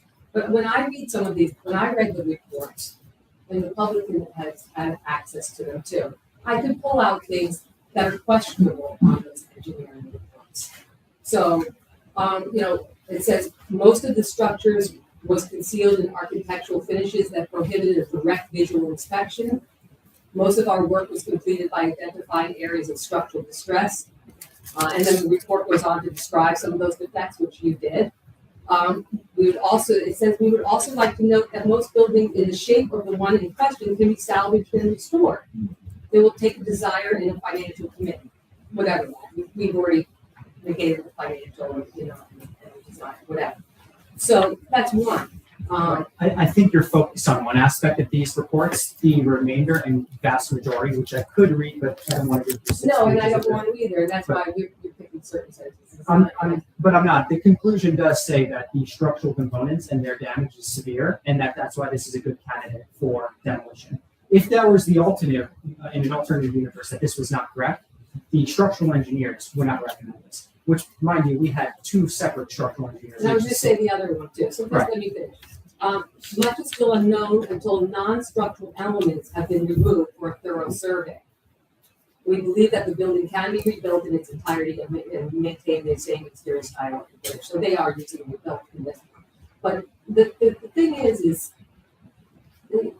we haven't had an opportunity to look inside without saying that's I'm just letting you know. Right. And I appreciate it. And I appreciate that. And right, that is stated in the report, but there is another side to that story. So that's not technically correct. The reason those other aspects of the structure were not fully surveyed is because they're not safe to be accessed, which is one of the issues that we face in this reconstruction. So if we were to go forward with we'll call it a rehabilitation. I think that's the more appropriate word in terms of preserving the existing structure.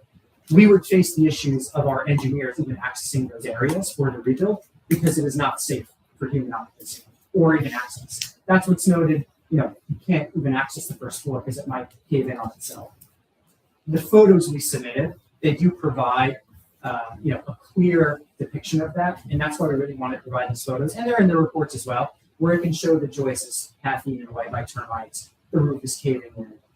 That was the reason for why these other areas really couldn't be surveyed. Again, we can get more structural engineers to look at this property, but they're going to reach the same result because it's really not safe at this time.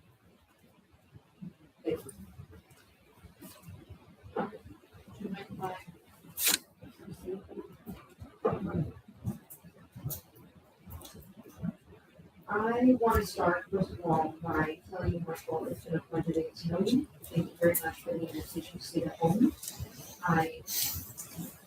For me, I think visual is very important to go along with the report. I tried very hard to remain very poker faced in this process because, and I do appreciate that I'm coming into this relatively new because I don't have a history with either party on this property. Having said that, I find myself quite confused still with the things that are ahead of me. I want very much to grant everybody what they want, right? That's what we all want. We want us all to leave happy. How do we all leave happy? It may not happen. I'm wondering out loud with you with regards to this historic structure and maintaining it so it can still be defined as a historic structure, because I think that we wander into muddy waters if we call it a historic structure when it might be a replica of a historic structure.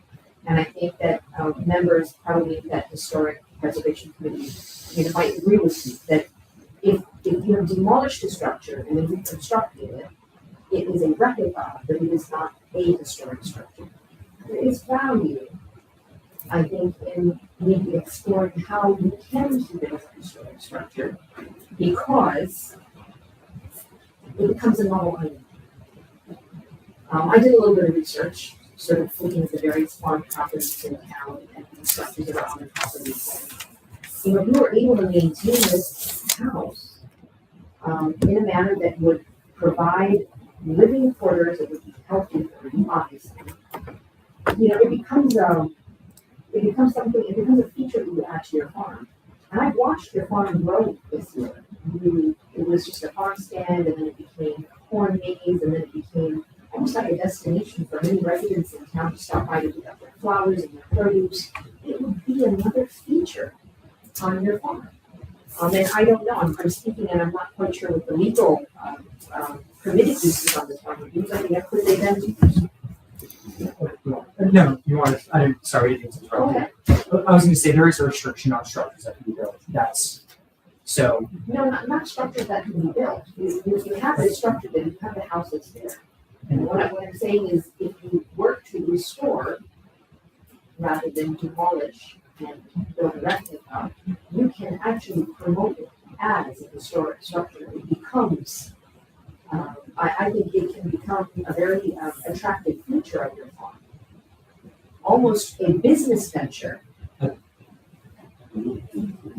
No, so I see where you're going with this, right? So it's to preserve it, so it's a benefit to your farm. Right? The problem we face, and that's really why we're here tonight, is it becomes very difficult to be applicable for human occupation because of all of these existing issues.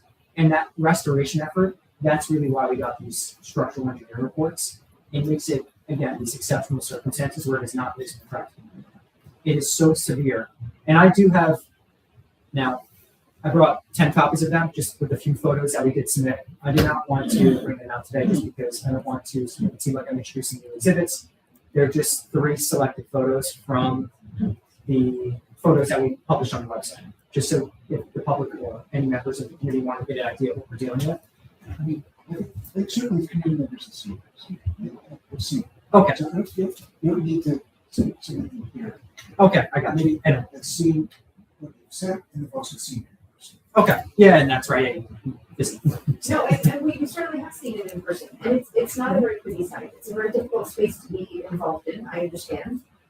But the technical aspect of that is also, I think, important for us to weigh in on. And that, not to belabor what Dr. Rogers says right now, but I certainly covered over very similar aspects of the report that sort of give us remedies of how we can fix, some of the more problematic areas. And again, I'm wondering out loud with you whether that may be worth exploring, because it allows you to keep and promote a historic house. A historic farm with a historic house would be very attractive for a resident, for a tourist, for someone. And it becomes a point of, is that a permitted use, or is that restricted by this deed? They're restricted by the SADC to farm uses on the site. They're restricted by our to have a building, where it is, and then put the historic stuff. But the use then is not restricted, is it? Well, yes, it's got, they're restricted to agricultural uses. Agricultural And uses? agricultural uses is defined by the city, which in some cases include agritourism. But Agritourism is what I'm talking about, But yes. that's saying to them, look, there could be many advantages to the things if they were to go on that. Perhaps there's a business opportunity there as well. Maybe that's the reason for them to give us what they're asking for. Your decision is going to be based on what you think the conditions are. And they're understood. I understand, but I'm certainly thinking out loud with you because I feel like this is the opportunity. We have one opportunity all the way equal, and this is the next opportunity. I also will share with you that in my process of research for myself, because I'm not an engineer, I'm not an architect, I'm not a historian, I've had to really sit down and try to define some of these words that are floating around. And so, someone said, well, you could restore a structure even if you take it down to the studs. And in my innocent perspective, taking something down to the studs meant that it was a demolition. And it turns out that it's not. By historic standards, it's actually a very acceptable form of restoration. And I'm wondering out loud with you whether these are things, just like I have been, having to educate myself on a lot of this lingo. Is this an area that you would be willing to explore? Like, what does that mean? That we can actually gut the interior down to the studs and make it protective and healthy for us to live. The one thing I'll note is even if we say we did do that, let's just say devil's advocate here, it was reasonably possible and there wasn't health and safety issues, which we, of course, assume that there are. That would still entail demolishing and removing the facades. That is the sole really preserved historic aspect of the structure. The interior right now, we are free without the consent of this committee to change the flooring, whatever it might be. The historic aspect per se is truly just the facades. So if we brought it down to the studs, what are we preserving then at that point? And that's why some of these reports note that some of these, and again, it doesn't say specifically facades, but even with the interior, a lot of it is not original to the original dancer house. Some of it has been swapped with materials over the years. So, and I'm not talking about the interiors, and I think that my commissioner was very generous in saying that he'd be very happy to sort of save what could be saved on the inside, and I thought that was very good. I am talking about the outside structure, So here's what we would propose. Because really, again, the primary reason we're here tonight is health and safety. We'll absolutely look at that requirement, but it has to be safety. So can't be any chemicals, lead-based paint, something that makes it where it's not going to be safe. And then also removing those structures. Is it going to be safe for the engineers to do this? If it can be done in a reasonable fashion, and it's not going to pose a health or safety risk to both the construction workers or to my client who may ultimately live in this property, and absolutely not understand. And I appreciate I appreciate that. Thank you. I feel, and I apologize, but I feel like more questions may bubble up after listening to you. Yeah. All right. And thank you very much for answering everything as clearly as you have. And just in the spirit of consistency, when I hear down to the studs, I think of a construction that's happening down the road and it's like framing.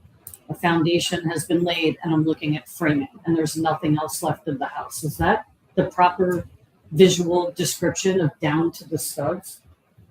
I don't know. I don't think so, no. I think that you have to, I think that you have to maintain the outside walls. But we will hear from someone from the PC who will maybe clarify that piece for us. Correct. Thank you. I also want to say that I didn't want to bring up a lot because I know HPC is going to be said a lot, and I know I'll have questions. Thank you, Dr. Thanks. Any other further questions? Thank you so much. Thank you. Thank you, guys. Thank you.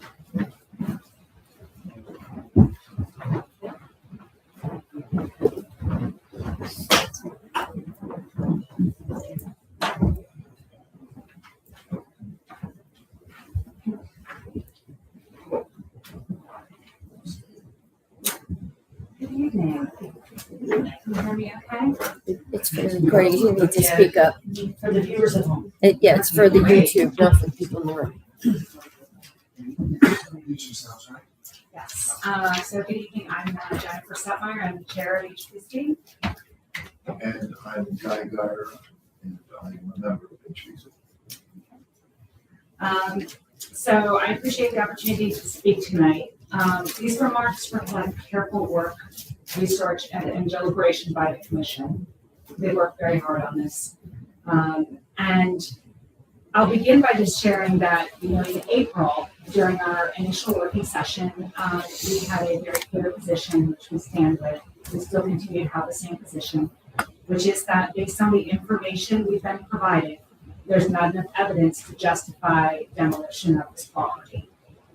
It is a historically significant property. It has been deemed eligible for the National Register of Historic Places by the New Jersey State Preservation Office. As mentioned earlier, it's listed in Middlesex County. It has deep roots in Cranbury's story. From the early Barclay family, they were initial settlers of Cranbury prior to even Cranbury being founded. Through generations of farmers and families and sharecroppers and many descendants, some of which are still in this town. This house is part of the fabric of our community. It's also been a historic property that was identified in our township's master plan.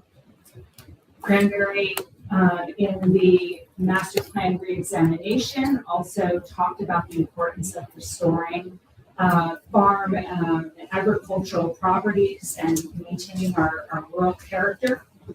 The town made a substantial investment in this property by owning it, as we discussed earlier this evening, and putting the historic preservation easement on the structure. Demolishing it would directly contradict both the investment and the township's longstanding preservation goals. I want to be very clear about our position. It's that completely razing the structure is an extreme act. Demolition is permanent, it's reversible, irreversible. It should only be considered when all other reasonable options have been exhausted. That threshold has not been met here. The Secretary of the Interior standards for rehabilitation were created specifically to address the kinds of concerns that the homeowners raised. Structural issues, safety concerns, environmental hazards, modernization. These are national time-tested standards that are used successfully across the country to restore historic homes facing serious deterioration. The framework exists in that document I sent you that has 300 pages that I'm sure you studied furiously all last week. 250. This is not an extraordinary situation. This is something that happens all the time. In April, we emphasized that in order to decide that this magnitude, a decision of this magnitude needs to happen, there needs to be an impartial assessment. The problem is that the structural engineers that came forward were hired by the same parties that are wishing to demolish it. One might argue that it's not an impartial assessment. But also, the property has never been surveyed. How can we be building a replica if we don't even have a survey of the structure we're replicating? Finally, a professional historic valuation. We can't demolish a property if we haven't captured all of the historic details by a professional and had it properly put into record so that we have that record of that lost structure. None of these things have been completed. And HPC was excluded from the interior visit sites, which quite frankly raises serious questions about transparency in that HPC was not included in this process. Buildings shouldn't be demolished without allowing the very body tasked with their protection to fully assess them. Moving forward with demolition plans without properly completing these steps is quite frankly putting the cart before the horse. The deed for this property explicitly requires compliance with the Secretary of Interior standards, and it raises a question: how have these standards been applied here? The justifications that the property owner has put forward, in our opinion, are just not adequate. The first item that was mentioned is the structural issues. Even the experts hired, again, for reviewing this building, they even those people, they wrote that it can be restored, and that they even laid out methods in which you can do so. There's lots of detailed lines within these reports that specifically state how different elements of the structure can be restored. So why are we deciding then with the same report to use it as evidence to demolish something? If instead we should be using this report in a way, especially if these people that were hired by the property owners are such experts, we should use their recommendations to restore the property. There are people out there to do this. The fact that restoration requires investment, it just doesn't make demolition justified. And again, historic homes in this country face structural issues every day. They are repaired and not erased. Second thing that the property owner mentioned is that their health concerns are a reason for the demolition. We did research and we cannot find a single precedent where a historic structure has been razed due to an owner's personal health situation. While it's extremely unfortunate for the homeowner that is having health issues, there's no legal requirement for the homeowner to occupy the structure, especially not to live there in its current condition. We, of course, would recommend that the property be restored, and we believe that it can be restored to a safe and healthy place where the homeowner, if he chooses to live there, can. We believe that this can be done in a safe and proper and code-compliant process. The last point that was mentioned by the homeowner's attorney was lead paint. I cannot begin to tell you that lead paint exists in countless historic buildings. If we had demolished every building that found lead paint, we wouldn't have the White House, the US Capitol, Mount Vernon, the Statue of Liberty. The list goes on. Those are all structures that they found lead paint in. It is extremely common to remediate lead paint. It's regulated as a routine. It does not justify demolishing the resource. These are not reasons, they're challenges. They're not reasons for demolition, they're challenges. And the Secretary of the Interior standards exist to help address these standards. In terms of thinking forward, demolition is not the practical path, renovation is. Working collaboratively with HPC can be far more beneficial to the property owners and to the township. At HPC, we successfully guided homeowners through a variety of challenges, such as lifting up their property, relocating properties, restoring them, modernizing. We have flexible solutions, flexible materials, and we would love to work with them. Preserving a property doesn't mean freezing the home in time either. It means investing wisely, updating responsibly, protecting what makes Cranbury unique. Raising a structure is extreme and unnecessary. In terms of the Township Committee and your decision, I did want to address some comments earlier in the last township meeting that there's frustration over this situation being an inherited situation, right? That, predecessors hadn't done anything and that this has fallen on the shoulders of our township committee, and you might feel like you need to make some sort of a decision in order to make something happen. I would actually say that the prior leaders, if you think about it, they made a deliberate choice. They established and recorded a preservation easement, and they actually prohibited demolition by not allowing any of those owners prior to this property owner to demolish it. And that was not inaction, it was intentional protection. So you have the authority and the responsibility to enforce the easement that was in this property. The deed states that any term that's violated or threatened, the township has a right to pursue court action to require restoration of the facade. This obviously is a little extreme, but at this point, the property's being threatened, the owners are aware of their obligations, and time has passed and nothing has been done. Approving a demolition is going to set an extremely dangerous precedent for our town. The neglect is being rewarded and that legally binding easements can be simply bypassed. It's a really big decision for you all, but I really do encourage you to think about that precedent. We're not trying to encourage you to stop progress. We're asking you to choose the responsible path, and we believe that completely razing this property is extreme and irreversible. Renovation can be done, collaboration is welcomed, and preservation is consistent with Cranbury's values and legal commitments. So with that, I know that the parties also discussed that terms and conditions document. Did you want to hear our opinions on that document as well now or later? I think it would help with two things. One, you give us your thoughts about those conditions. Okay. And second, if this committee were to vote yes, what do you think appropriate conditions yourself? Okay.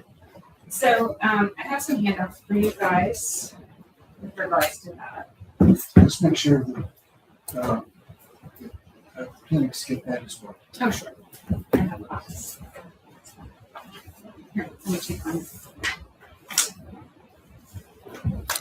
So that's the record. Shows that there's no record.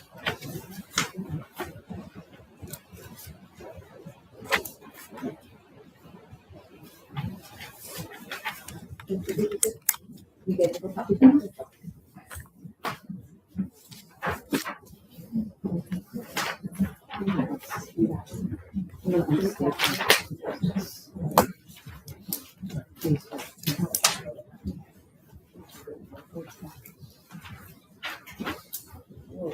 Okay, go ahead, Jen. Yeah. So I want to begin by stating that we, again, not view demolition as a possible option. So it would be disheartening to us if you were to vote yes. It's difficult in that situation for us to suggest terms and conditions for a demolition when we don't agree with it. We were provided a list of stipulations from the property's attorney. And quite frankly, in our opinion, we felt that they were vague and unrealistic. And they demonstrate kind of a lack of understanding and respect for the historic preservation process. So it's very difficult for us to get behind those. So I thought what might be important for us, which is why I put forward these handouts, is related to make sure we're grounded in what the standards are. And so the Secretary of Interior's guidelines, they have 4 different paths for properties. There's preservation. That is, if you have a property to preserve it, that is usually the less labor-intensive process. Yes. I want to make sure that we're all on the same page about what we're talking about. Yes, the terms and conditions. Yes. But as I understand it, there are 2 aspects to this deed restriction. Mm-hmm. There's the building and there's the facade. Mm-hmm. The facade must maintain its historic character. The building doesn't have to be, it can be a modern building, it can be lived in, but it can only be raised or demolished upon a showing of exceptional circumstances and approval by the committee. Do I have that right? The facades are historic. Yes, The building is not a historic structure. yes, please. Is it listed in the historic register?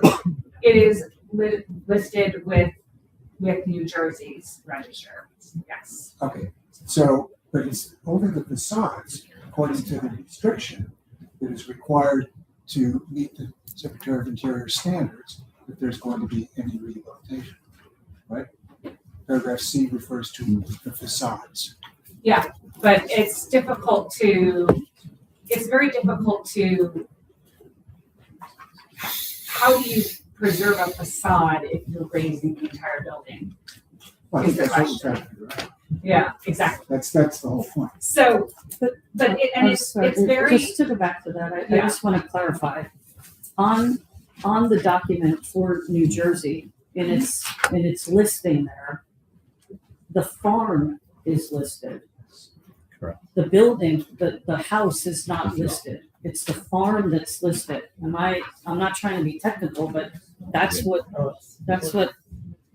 We kind of need to be careful. we need to be technical No, on it's that. it's the structure and the farm. So It doesn't say, it's the land, you can't, that's the structure on the farm. Is this a historic site? Is it listed anywhere as a historic site? Is the building? Okay, where? Okay, we've got a few minutes down. Where is it listed as a historic site? I submitted it into the record. I know, I'm looking, yeah. Middlesex County's list of historic places. So this is listed as the Barclay Farm. Yes. Whereas if you look above it, John Barclay's house on Ansel Davidson Road, it specifies the house. And this, it specifies Barclay Farm. I think that's just what they called it. But And if again, you look if at the SHPO documents, you look what at- they evaluated was. Yeah. So, okay, at this point, that's your position. I can't ignore Mr. Russo. You have a different opinion. Let's Yeah. just put it on the record. Sure, so yeah, simply that's not correct. The farm is listed as a historic structure. If you read the 2004 letter from DEP, they note that it might be eligible. It was never designated. So the structure itself is not designated. There's absolutely a difference when you list a actual property, a piece of land, and a farm. And that's partially where we get this SADC restriction for the farm. And then there's a difference for structures. But just because it's not nationally bred, he keeps going in and saying that it's nationally registered. It's still acknowledged by SHPO in the state of New Jersey as a historic Mr. Russo, site. you can sit down. Okay. So it's like apples and oranges here. There's state and then there's national. So let me ask you this then. Paragraph C, that you referred to, states specifically.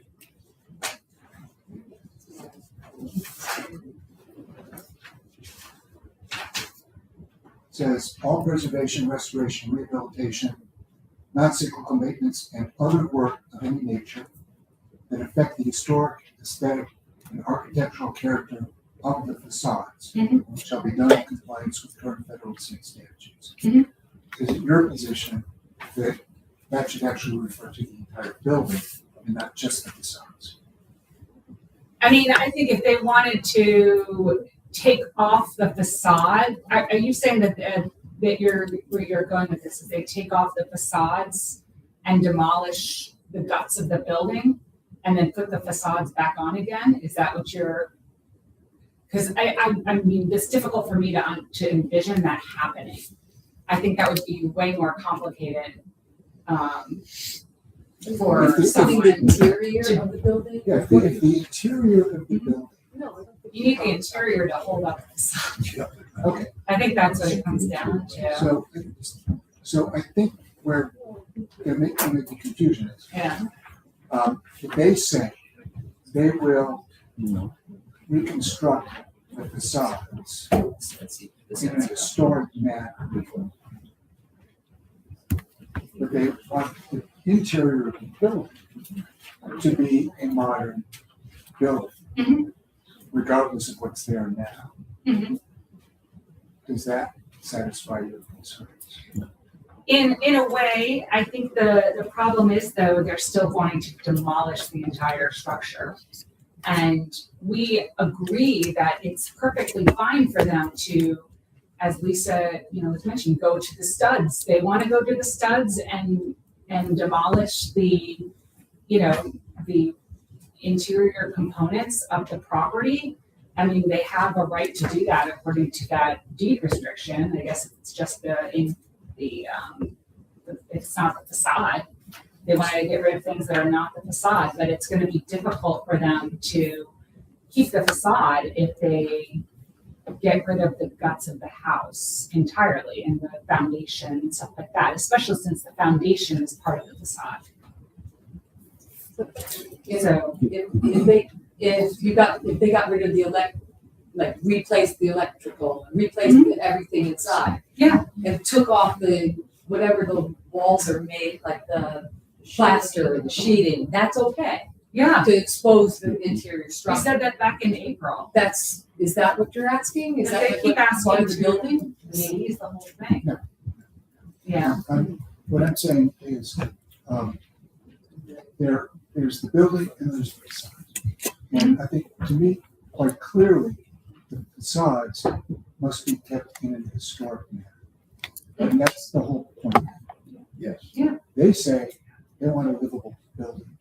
Yeah. And the way to get there is to tear it down, build it with facades that are historic, with an interior which is modern. And I think that when you look at the Secretary of Interior standards, it's very difficult to raise an entire building and then go and try to source all those exact components from an old house and make it exactly the same. Okay. It's not going to be the same. So I interrupted. And go ahead with your yeah. The rest of your presentation. So I'll continue on just and explain, because I really do want to make sure you guys understand that there are these steps. And what we're asking for, again, is we just don't want that extreme raising the entire thing to the ground. We believe that the challenge is when they say that they want to do reconstruction or create a replica. The problem is that is not really a replica, according to how historic preservation works. As I explained to other people in layman's terms, building a replica is like getting a 3D view of the building made and replicating it bit by bit, which is not like the architectural plans that were submitted. They're not a replica.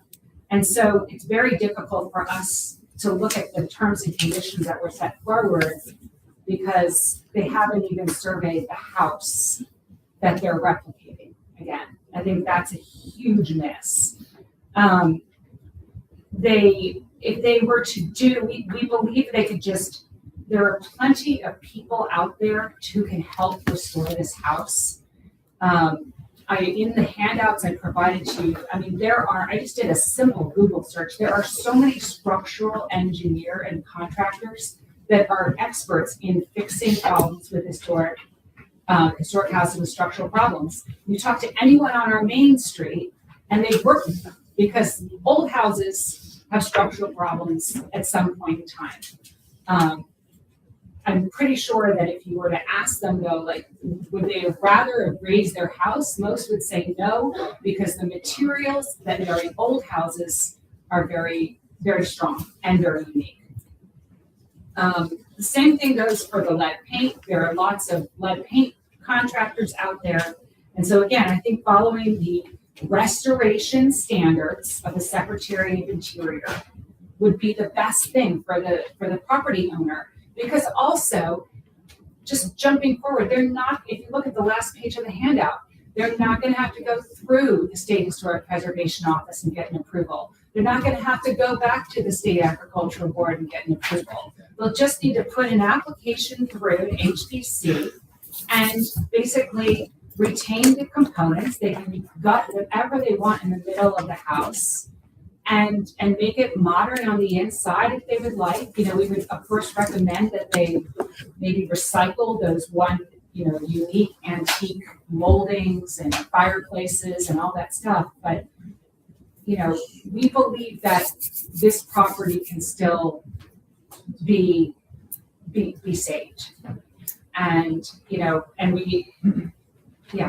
that's really what it comes down to. We just don't think that there should be such an extreme path here. Committee members have questions?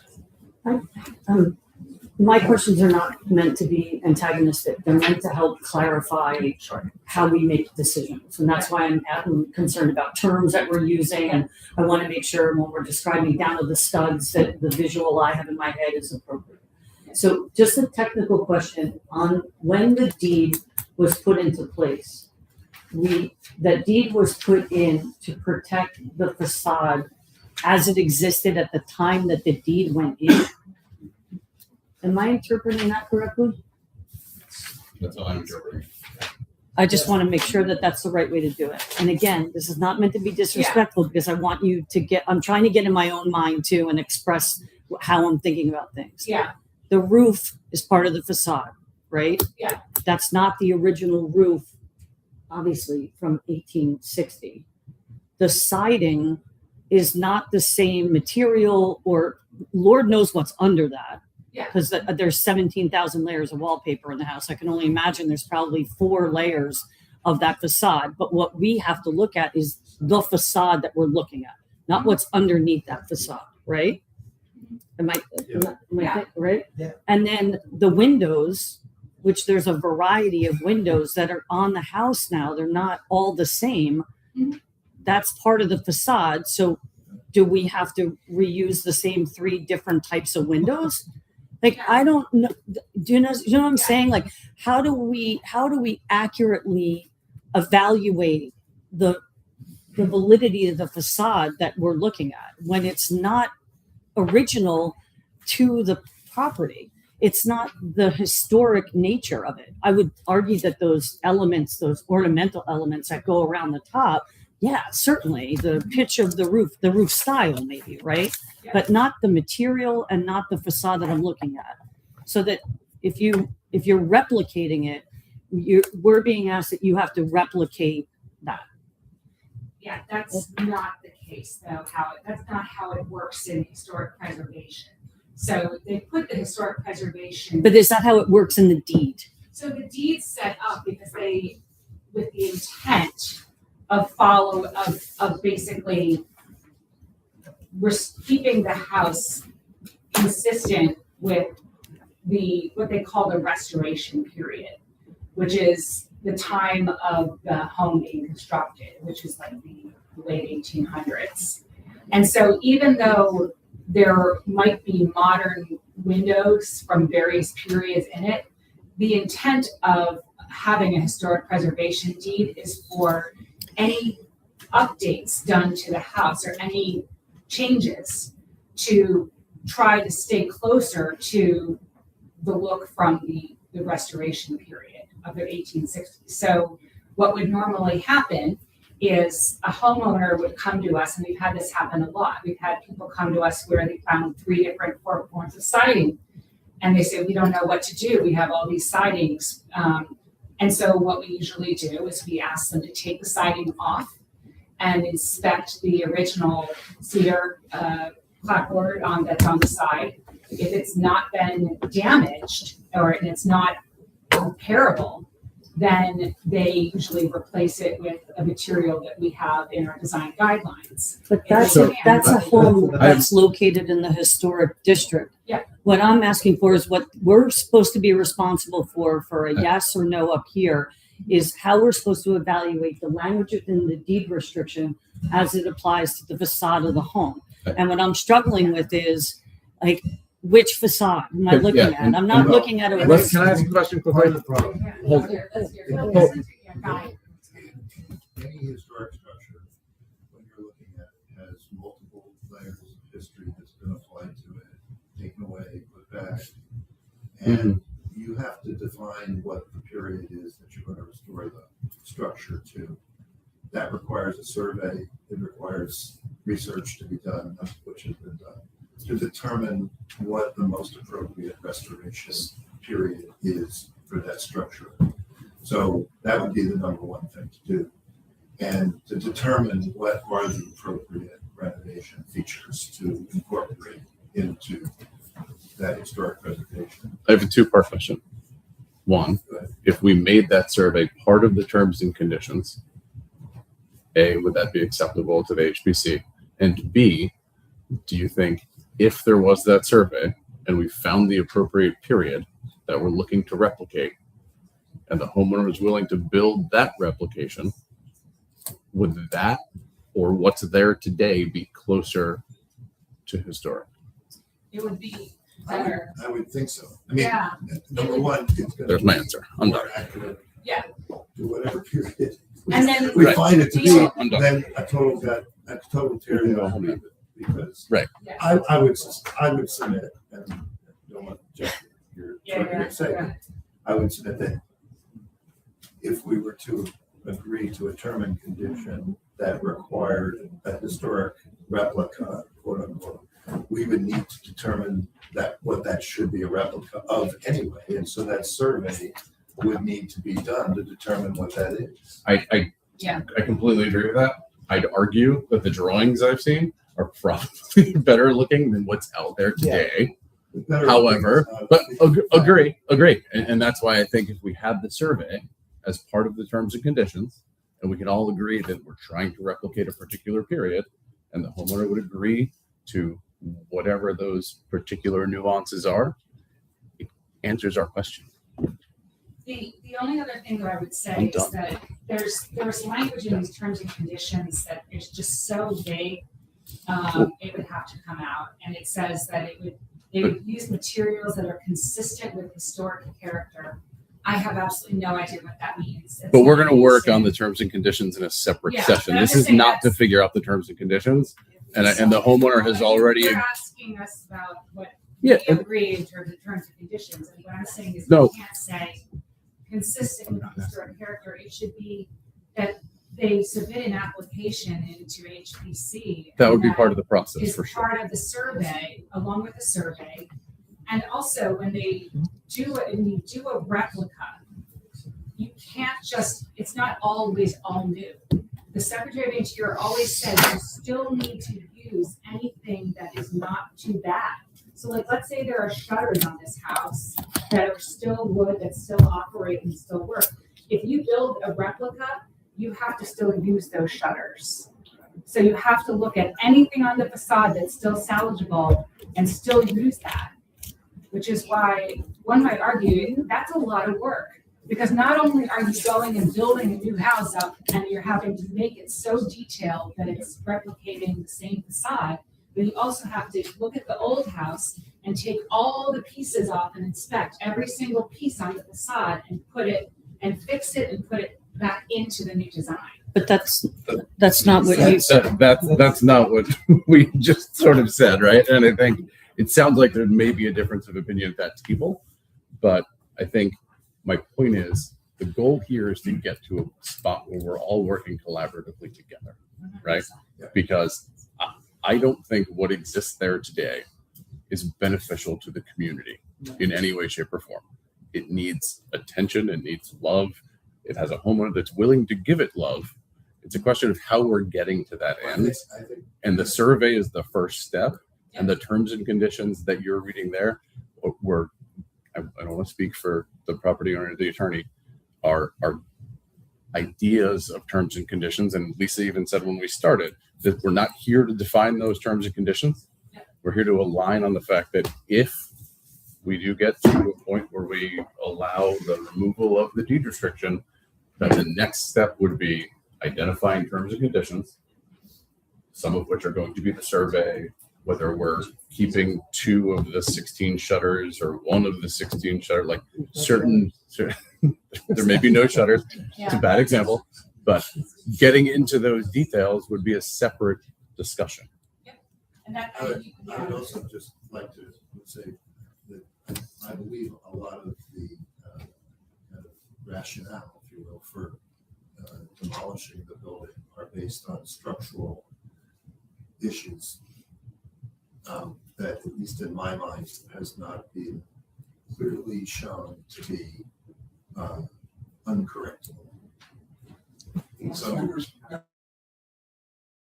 serious issue. And then I do have a letter that I'm supposed to read by a resident of Cranbury. That would be public comment, right? Yeah. That would be during public comment, yeah. Okay. Good enough. Did you say you wanted him to read the letter? Or? I can read the letter during public comment. Yeah. Members of the committee have any further questions for each of us? I just want to tell you all, first of all, that none of this has been lost on me. I appreciate the education that you have attempted to give us, and I appreciate your sticking with a project that has, a lot of complicated aspects to it. I still think that language is very important to write up what Mayor Karen is saying. I think I would actually have liked you to mention those 3 R's. Is it 3 or 4 R's? It's preservation, it's preservation, restoration, and rehabilitation. Preservation, restoration, and rehabilitation, all of which fall under that historic preservation umbrella. Yes. Exactly. Now, preservation, preservation, and then the other one is reconstruction. So preservation is if you have something that you can forget. Rehabilitation and restoration are very similar, but one of them I think is more for like if you're using a building in a different way, then you're doing rehabilitation. That's where you're changing like the use of the building. So this is not. So that doesn't apply. So restoration is really what we're recommending, and those are the guidelines that. And in the spirit of restoration, I think that our attorney's question is extremely relevant here with regards to the concept of a facade and what's within the facade, right? The building, the actual home. Yeah. Right, the actual home. So the facade and then the actual home. And this deed seems to be addressing just the facade, not the interior of the home. So, and if you look in the handout I gave you guys, under the Secretary of the Interior, it lists all of those items that are that they consider part of the facade. And so you see there's a lot of different items, and that includes, all the details. I listed it out in those handouts for you. And so there's a couple bullets on interior, and you would just not use those obviously, but the rest are all the things that they have guidelines for on how to restore. And the basement is part of the facade. Mm-hmm. Yeah, because there's a foundation. The foundation. Yeah. Actually, the facades we're talking about are specifically defined in this deed. Exterior surfaces of the building, subject to this easement, parentheses, the facades, extend from the soil line to the highest point of the building, including its roof, chimneys, and other appurtenances. Right. So that's a little different than the Secretary's standards, because the Secretary says go down below the soil also. So we have to, if we're going to talk about this deed and trying to honor this deed, then we have to really go by the language that it's providing us as a guide. So looking at the soil upwards, that would be the facade. And if I'm correct, is it like 2 sides of the facade, or is it all of the facade? 4 sides. All 4 sides. All 4 sides of the roof. Okay. So you were saying that it's going to be really hard to preserve a facade without preserving some of the interior. Yeah, I mean, I guess they can. If they want to demolish all 4 sides of the, all the entire interior, and somehow figure out a way to keep the facade. Well, there are implications. Obviously, you have windows located in the facade. So windows are going to, placement of windows is going to some degree dictate the layout of the rooms inside the building. You're not going to put a wall in the middle of a window. So there's going to be some, that's going to dictate some of the layout. But in terms of the requirement to maintain the layout of the building as it is right now, internally, and how big the kitchen is, how big the dining room is, where the bathrooms are, that is not something that's protected. But but if, I would just say that the applicant has provided prints, sort of, plan of what they want to do. And it looks like they're trying to honor and preserve the external, right, with the windows and all of that. Question is, the placement of all those things, they're looking to match what is currently there. But I believe that in your terms, in the HPC terms and in the historical terms, that is not enough to be considered historic. It is considered a replica, and a replica is not historic. Correct. Correct. Okay. All right. I thank you for clarifying that.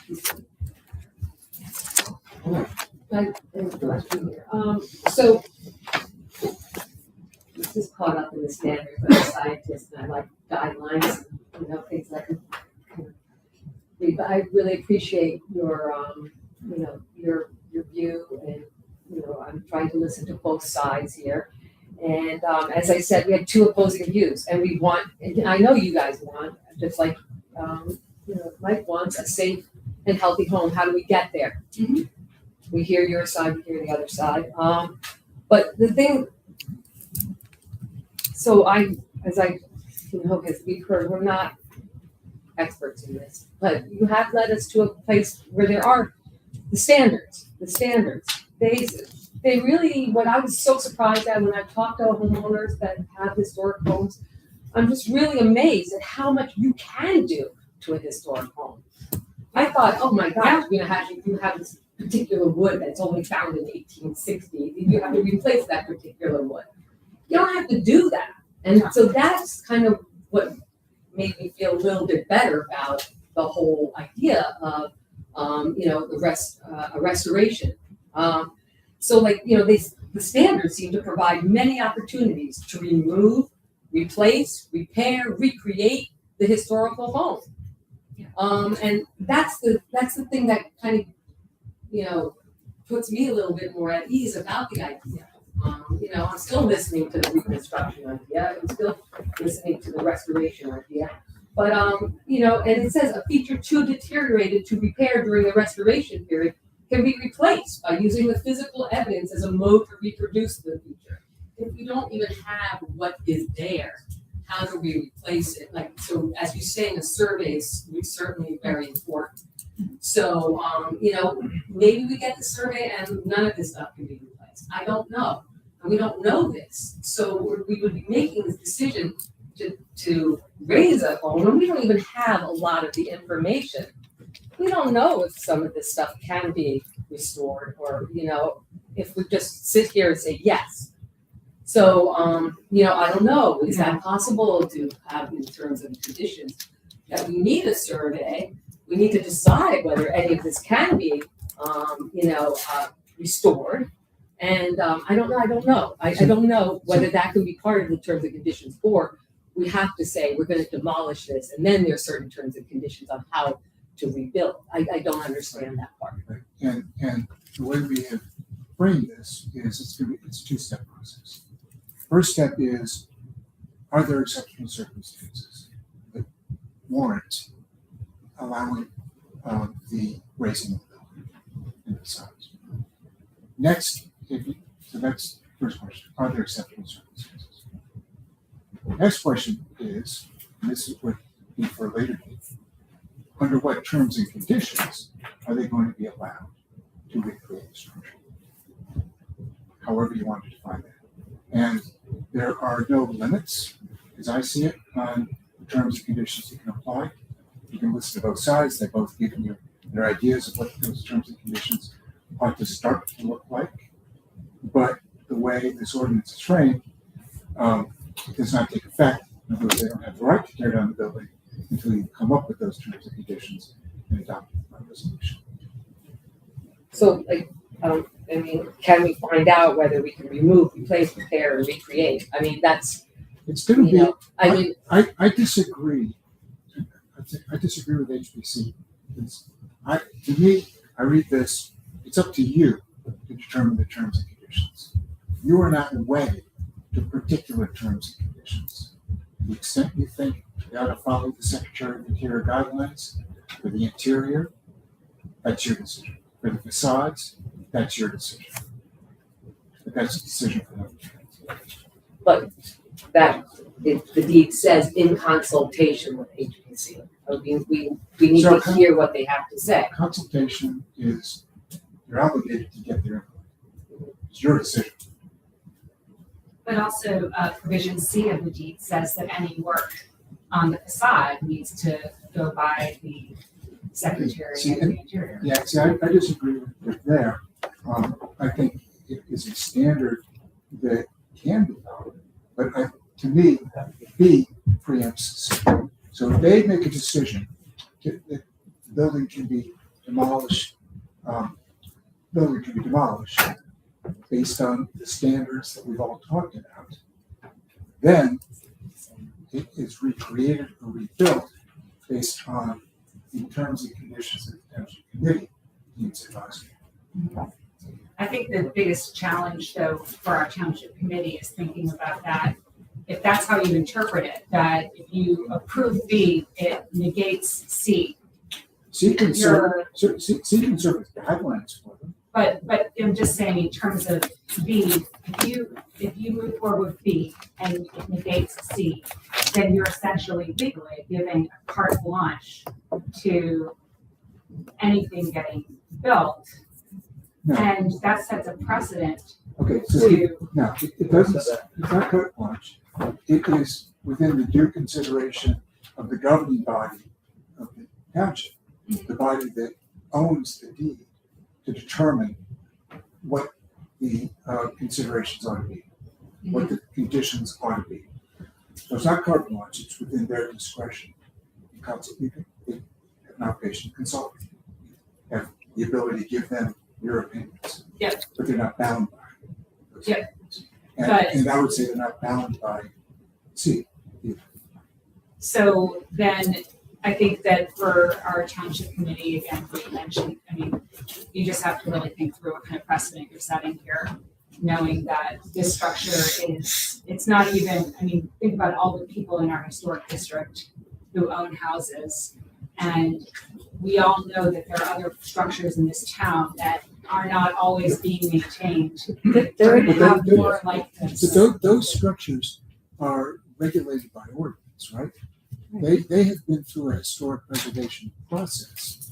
If the commission recommends the town adopts ordinances, declaring them to be historic structures or part of a historic district. Mm-hmm. So there are ordinances and laws that cover regulation of those structures, as opposed to this one, which is regulated by this particular deed restriction that not has. It's different. In other words, it's different. And I think that almost needs to be said again. We're not. This is no way involvement of the historic district. Zero. And what you as a commission have oversight to, and all of the ordinances and everything that's in place. We're not touching any and making any precedent over that at all, because it's to use your apples and oranges. They're two completely separate things, and we're not making any sort of judgment call on anything that happens within this historic district. That still is the exact same process. That's an application process. There's an ordinance, there's a design guidelines that have firmly been in place and have been defended.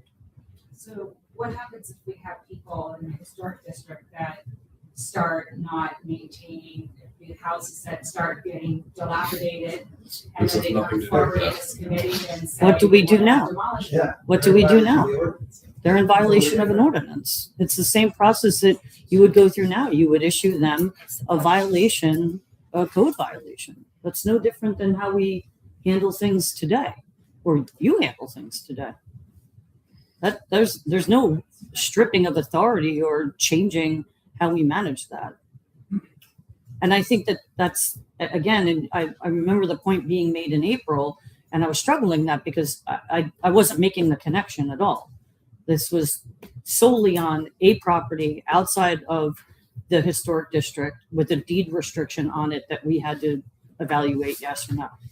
And again, I know it's not meant that way, but I haven't felt that your participation and opinion was an obligation for us to do. Like, I don't feel that way about it, because I'm learning And that's why we're asking the questions. I understand. There's an obligation. It's a legal obligation. I get that. But I just want to make, I haven't No, that's fair enough. looked at That's fair it enough. that way, right? Sure. Yeah. Okay, fair enough.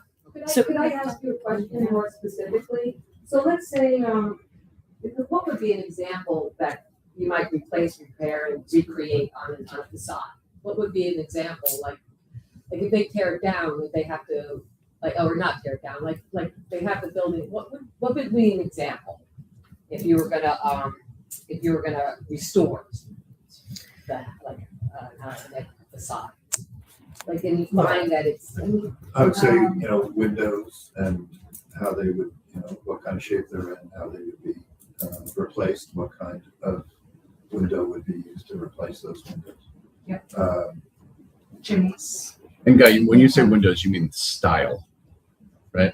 Well, actually, I think that's the easy part. If they're 6/6 or whatever they are, yeah, double hung windows, they have to be replaced in kind, and so you want to look at what that means in today's world, because you're not going to get a same window thing. that looks the You're gonna same. put insulated lights and you're not going to 1820. put single pane windows in. I mean, there are Right. things that obviously for a modern building you want to do. Right.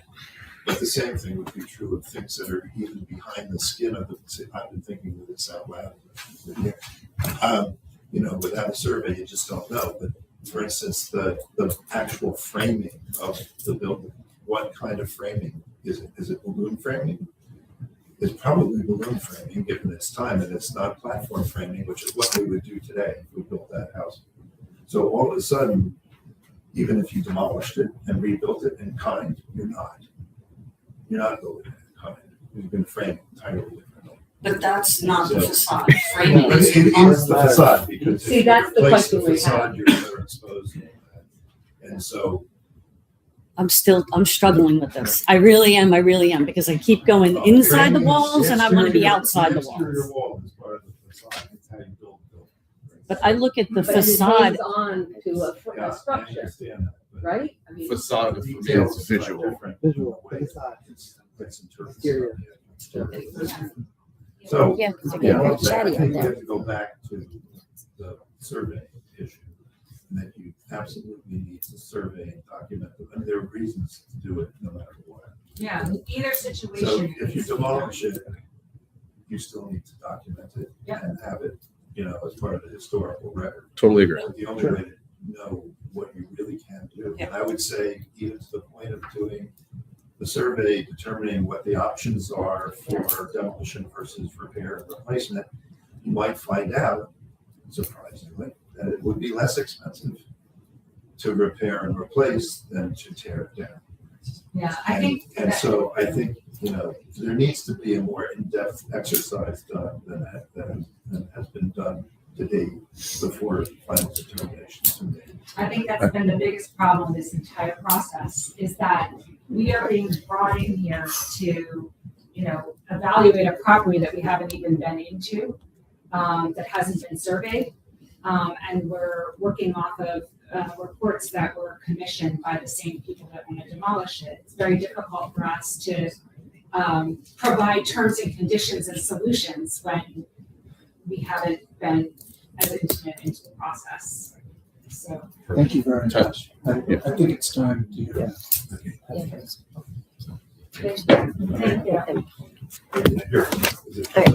Public comment? So can I just stay and read this? Oh. Yeah. Oh, Sure. Yeah. The first part. Okay. Hold on. Okay. How are you? Great. How are you? Do I sign it? Yeah. Yeah.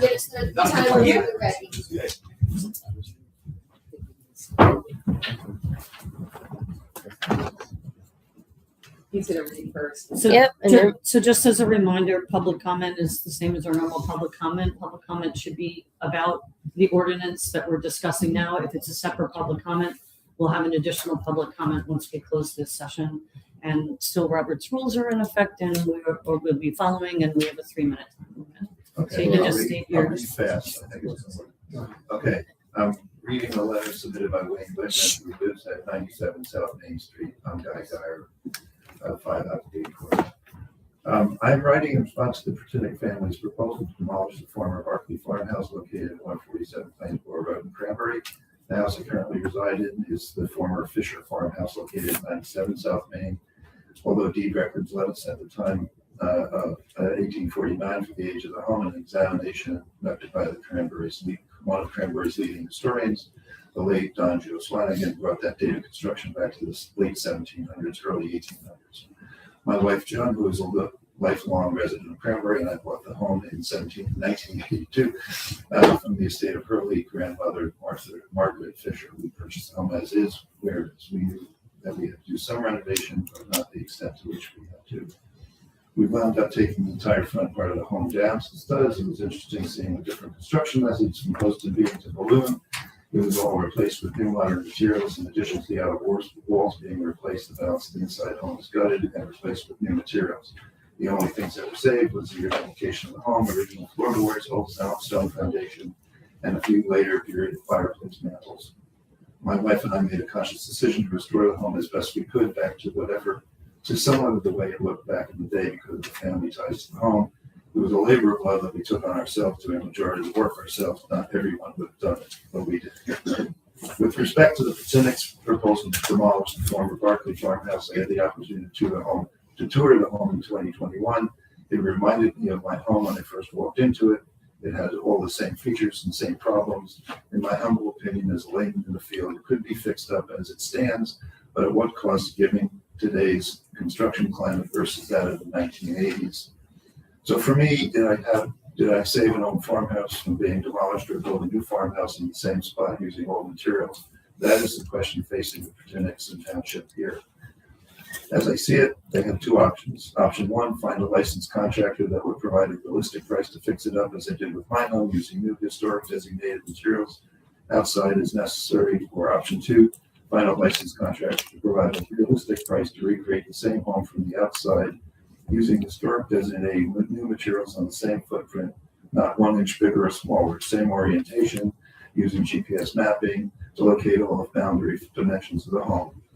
Additionally, salvaging all the hardwood floors and other items of significance, reusing them inside the home as can be done. All this new work would have to be done with the approvals of various boards governing such approvals. Both options will come with a dollar and time cost, and that must be realistically priced out. From what I have seen presented so far, that has not occurred and needs to be done quickly before a decision can be made to proceed. In defense of the township in this matter, every township committee for the past 20 years has kicked the can down the road of respect by making various owners of properties fix up their homes. So 20 plus years of neglect have taken a toll on this home. I would recommend that the township give the Pertinics until the end of January to together those proposals, and at that point in time, the township will have at least the information it needs to make a proper decision on that. Thank you for your time. Wayne. Thank you. Thank you. Do you want me to submit this? We all. Yes, we have already. Thank you.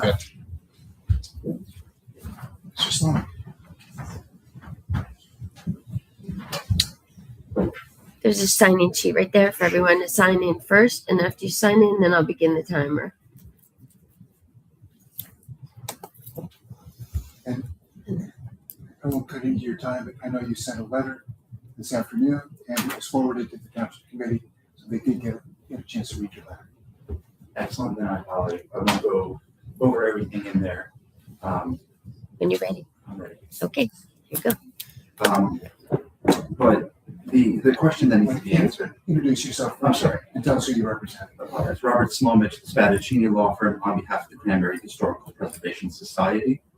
The question that we are considering, that the Township Committee is considering today, is whether or not this exceptional circumstances standard has been met.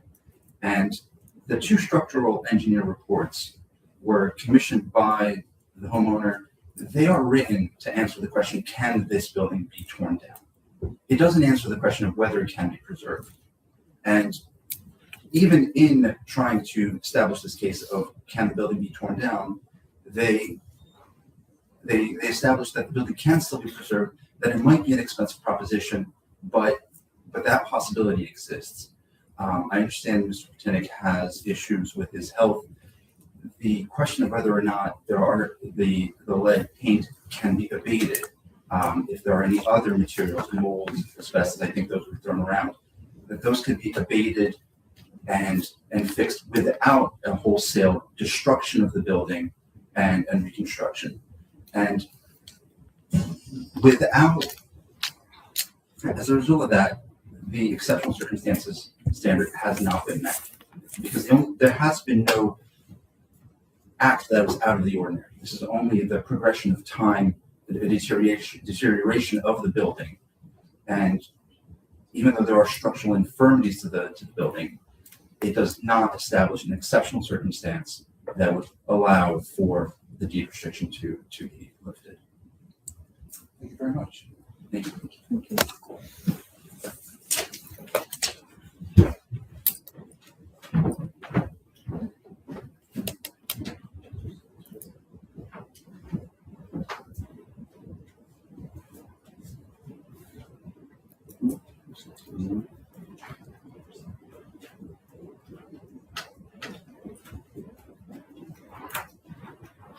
Hi.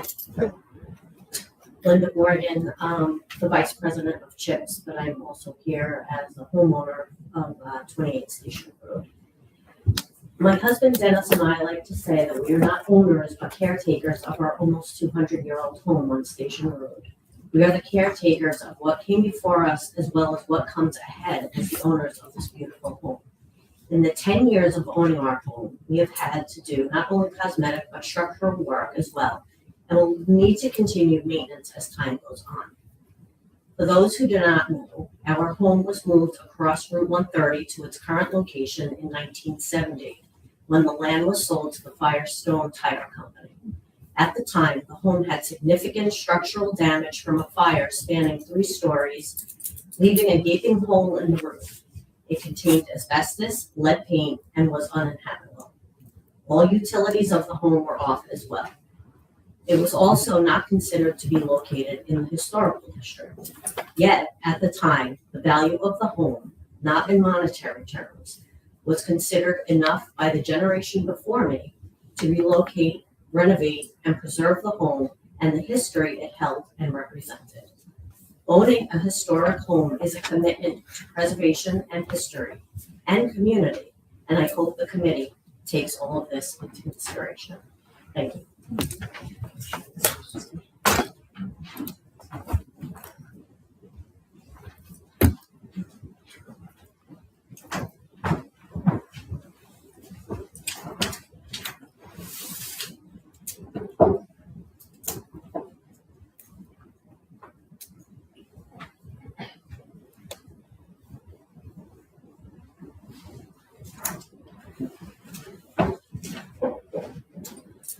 Steve Golisano, Prospect Street. So I'm here to respectfully urge you not to pass this ordinance and to uphold Cranbury's longstanding commitment to preservation. Tonight, the Township Committee's responsibility is straightforward. Enforce the legally binding historic deed easement that already governs this property. The easement carries stronger restrictions than the historic district and was created precisely for situations like this. The Township Committee's role tonight is not to determine whether the house is historic. That question has already been answered. It is not for the Township's role to decide whether the house is in good shape based on personal impressions. You must rely on the evidence and the professional reports in the record, including the owner's own engineering report, which confirms the house is fully capable of restoration. Not it may be taken down. May is the word key right there. There are absolutely no exceptional circumstances present here to warrant a demolition. The idea that the owner's own employees or consultants can't evaluate the property because of safety is ridiculous. That's why liability insurance exists. It is not the Township's role to create new legal compromises or frameworks outside the deed. You have a fiduciary duty to enforce what already exists. It is not the Township's role to design renovation plans or weigh the personal circumstances of the owners. Following the construct of the deed is not an unreasonable request. And importantly, it is not the Township's role to pass this ordinance simply to shift responsibility to the state. Cranbury's local preservation protections are strong, stronger than the state's, and weakening them by punting them, the issue towards them, would undermine decades of deliberate local policy. The only question before you tonight is whether the Cranbury honors its own laws, commitments, and preservation values. Upholding the deed easement protects not just this house, but the integrity of the entire preservation system that residents rely on. Please allow the deed to stand as intended and to reaffirm Cranbury's commitment to meaningful preservation. Let this ordinance die tonight. You don't even have to vote on it. Thank you.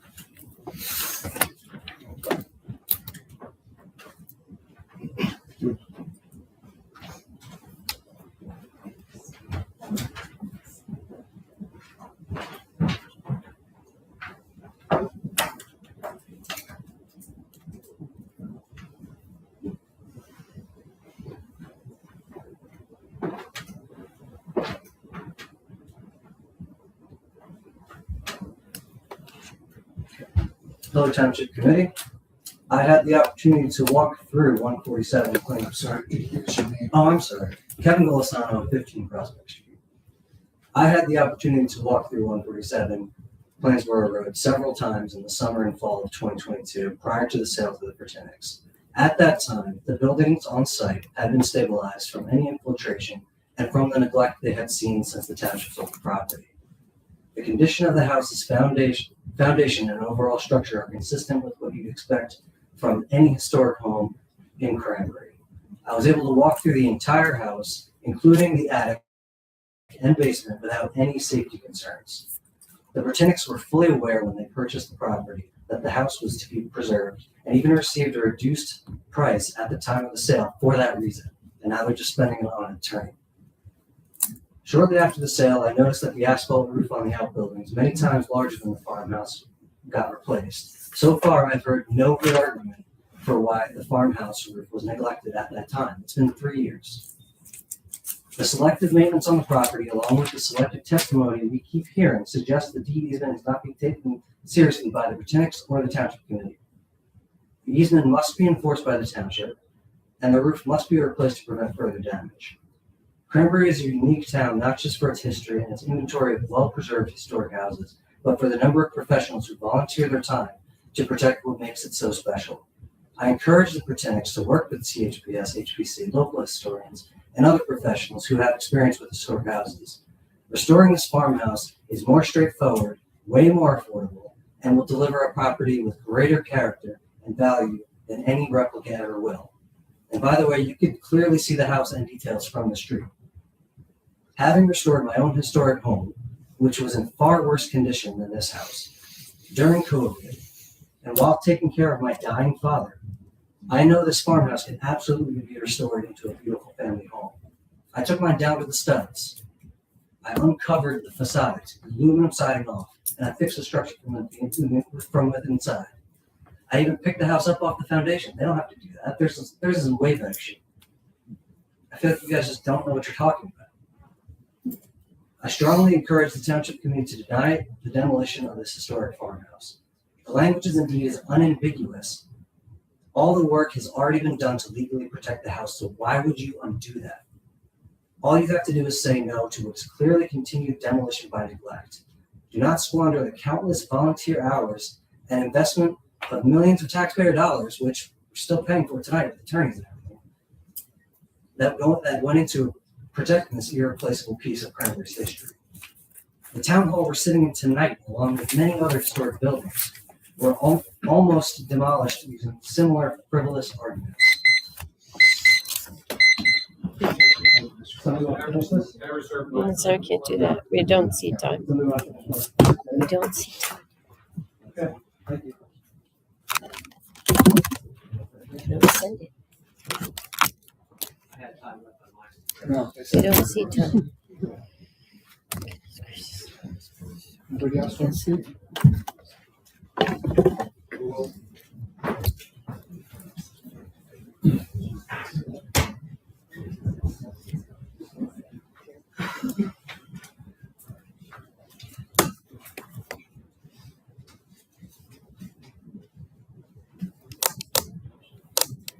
Bud Jackson, 52 Petty Road.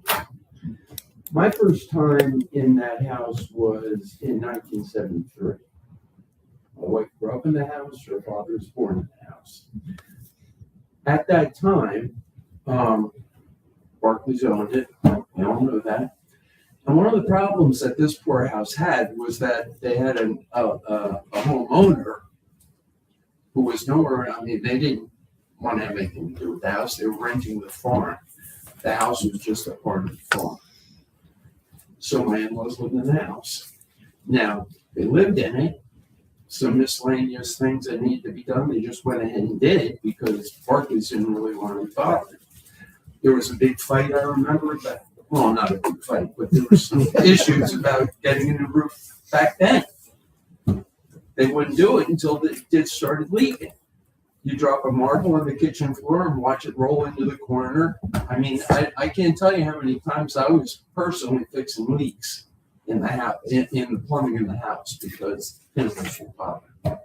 I don't ever remember the front door opening because the house settled. I think it opened. They finally got it open when my in-laws moved out.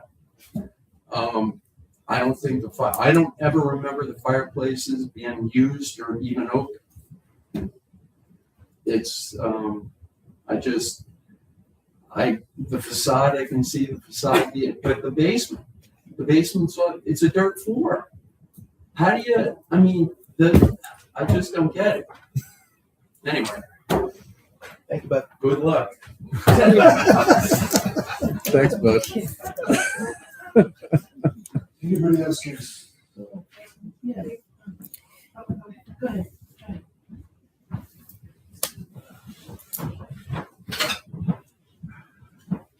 Oh, Susan Ryan, Prospect Street. Just sign in for me too, Susan, please. Thank you.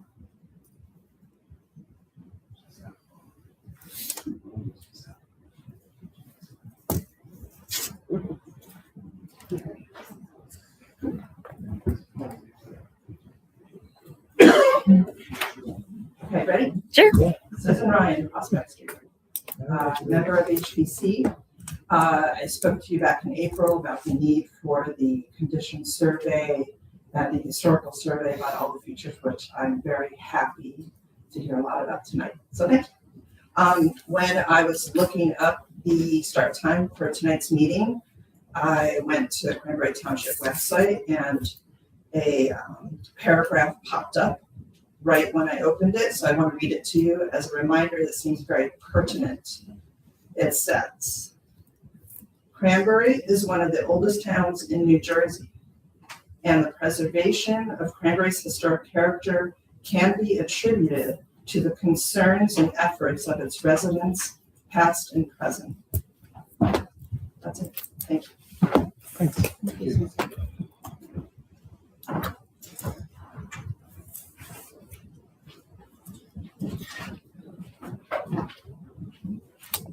Bobby Mola, 11 North Main Street. Just want to finish Kevin Dollar's letter. Can you sign in for Yep, yourself? I'm signing. Thank you. Sorry.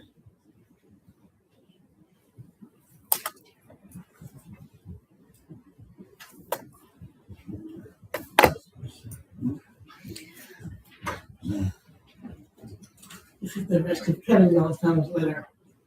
The town hall we are sitting in tonight, along with many other historic buildings, are almost demolished using similar frivolous arguments.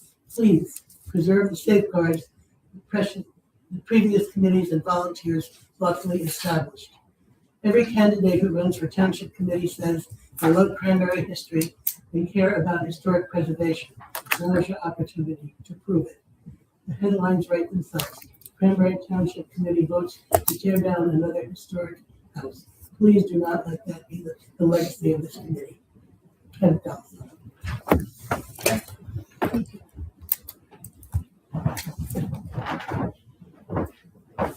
Anybody else?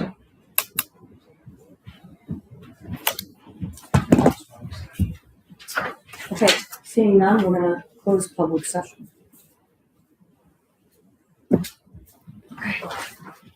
I'm just gonna turn. I'm just turning. I'm turning it off. All right, I want to make sure I don't hurt sound.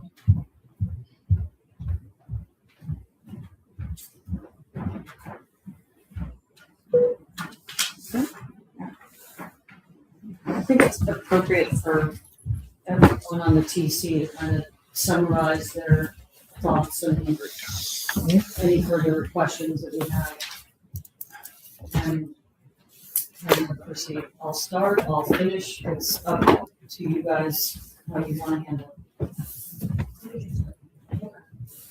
it. I struggle, again, I'm kind of similar to Barbara in this perspective is I'm very fact-based when we make a decision, which is why I'm asking these questions about the terms that we're using and that we're using them correctly. And if it's meant to, it's not meant to agitate anybody, but in order to evaluate the decision that's before us, I think it's really important that we make sure that we have clarity on things. Is it the farm that's registered? Is it the house that's registered? Is it the facade? What's part of the facade? Are we restoring, rebuilding? I'm asking all this because that's what we have to do. That's why we're consulting with HPC, is to garner this information and make sure that we're reading the deed and how we're supposed to interpret what the decision that we need to make. So if those questions were annoying or anything, I just want everyone to understand why I'm asking the questions, because I struggle with what it is that we are looking to preserve. If it's the facade of the outside of a home, I toured that home to say that there weren't safety concerns within that home when I had to make a jump with a massive stair that was missing going down to the basement that you could not get up from. There's a physical missing step in the middle of that staircase, right? So I was not comfortable inside that house, but I'm not an expert. I'm not a historian. I can't tell you if I licked the paint off that wall, if there was lead in it, I wouldn't advise it. But that's not what we've been asked to evaluate. We've been asked to evaluate the deed if there's exceptional circumstances that we feel that the house is structurally unsafe, or there's been such disrepair to it that it's not worth restoring. If I'm using the term correctly, I just want to make, like, I believe I am. Yes. Right? That's Okay. the right arm. So, right. And if we're talking about physically protecting the outside, I firmly agree that a survey of the facade should take place.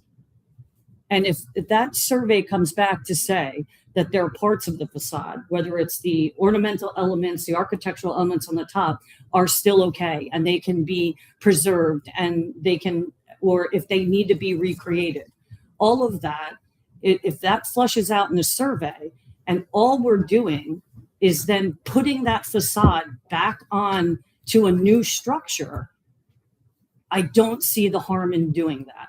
I don't see how we're not protecting the integrity of the period of which the house we've decided that we want to restore it to.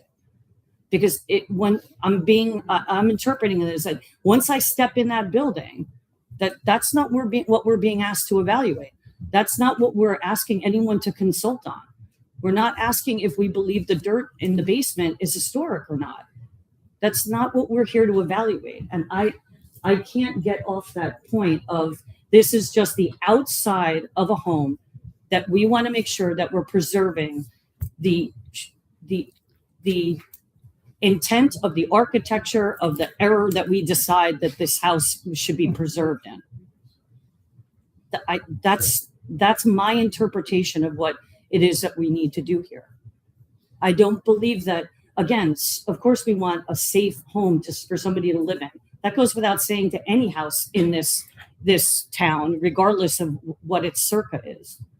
So again, if I'm incorrect and our advice has been given on how to read this deed restriction, I'm not trying to punt and take away SHPO or anybody else, how they make their decisions. We were advised that because we hold the deed, the decision starts with us. And when it comes to the terms and conditions that were provided by the property owner, there's words in there like may include. No, they shall include. So those are the types of things that I believe that we need to work on when it comes to terms and conditions and be very specific.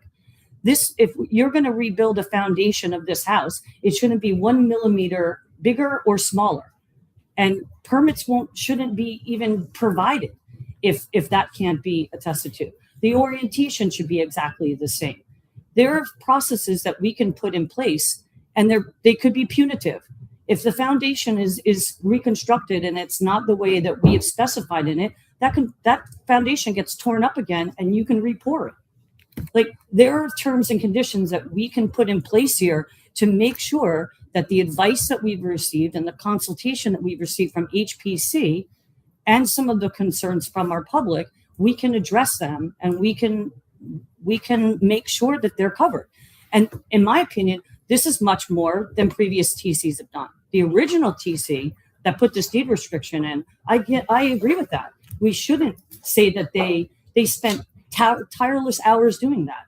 The Historical Preservation Society that was in place then, did the same thing. I'm not discounting that work, but where's the enforcement been, right? So we're at a point where we've been asked to do it. We have a legal obligation to respond to that. And I believe that that's what we're doing here tonight. I believe that if it's a yes tonight, that is to move on to the hard work. And that hard work is we make very specific conditions of which the property owner either agrees to or we don't move to a resolution to proceed. And that's where the hard work is. And that should still continue to be collaborative.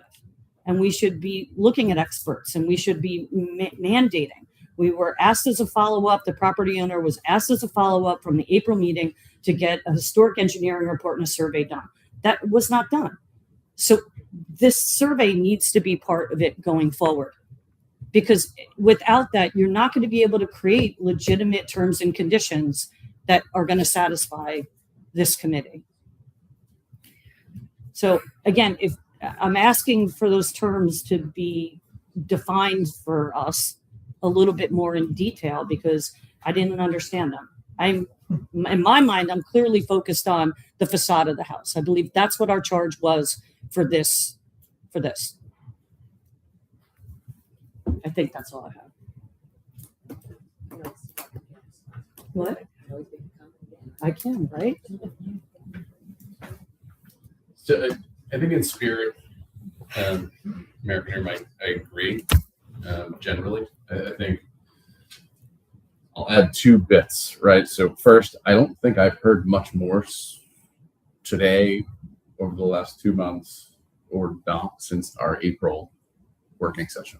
I think we had the same questions about facade and understanding facade. I think we probably took our eyes off of this ball. There was a bigger ball floating around that I think we took our eyes off of this, to be perfectly frank. The facade point is completely valid. I agree with it. I mentioned in April, that's where it was. I actually disagree to some extent that there is no exceptional circumstance. I think there is an exceptional circumstance. I think the property has not been maintained in decades. And in most cases, houses that have not been maintained in decades, that doesn't happen. A normal circumstance is proper maintenance done on a property, which is why we have maintenance ordinances, right? We don't always enforce them, especially in this case. While we owned it as a township, while other owners have owned it, I think 20, 30, however many years since there has been no construction permits on this home, I think it's an exceptional circumstance to not touch a home in 30 years. I do. I agree that this, yes, doesn't mean somebody's driving a bulldozer on Wednesday, right? And I don't want the community to think that's happening. That is not happening. This is a yes to move forward with the process so it doesn't sit here again for another year, 2 years, 5 years, 10 years, and to the point some comments were, we will have more lawyers' fees and there will be more lawsuits from either side, and there probably still will be. We're all aware of that possibly and probably happening. But I'm tired of sitting around and not doing things. I think this is a step in the process, and if we do it right, we have an opportunity to make sure it's done properly for the community. That's me.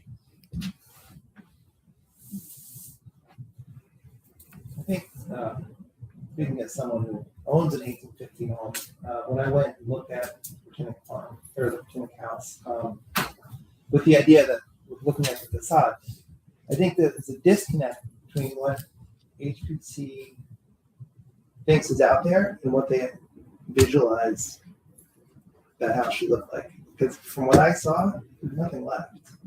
You've got asphalt siding, none of the original windows, none of the architectural details. So I think the survey is actually a really good idea. Because let's get all of this onto paper so we can see what's actually there. Because right now we're talking about an abstract idea of what that house should look like. And we don't have that, right? Because from what I saw, it's not there. Structurally, walking up to the house, you can see the cracks in the foundation. You can see that the house was higher on one side, lower on the other. All the things that Bud referenced. So I think that structurally, I don't think there's any doubt about the quality of the existing house. What we don't know is the facade. And from what I saw, it's not there, but I think we need to catalog it and so that we all can see we're all on the same page. We're not talking about architectural features that are just no longer there. So I think it's, I'm a yes, but I think that with the caveat of doing the survey and then taking that next step.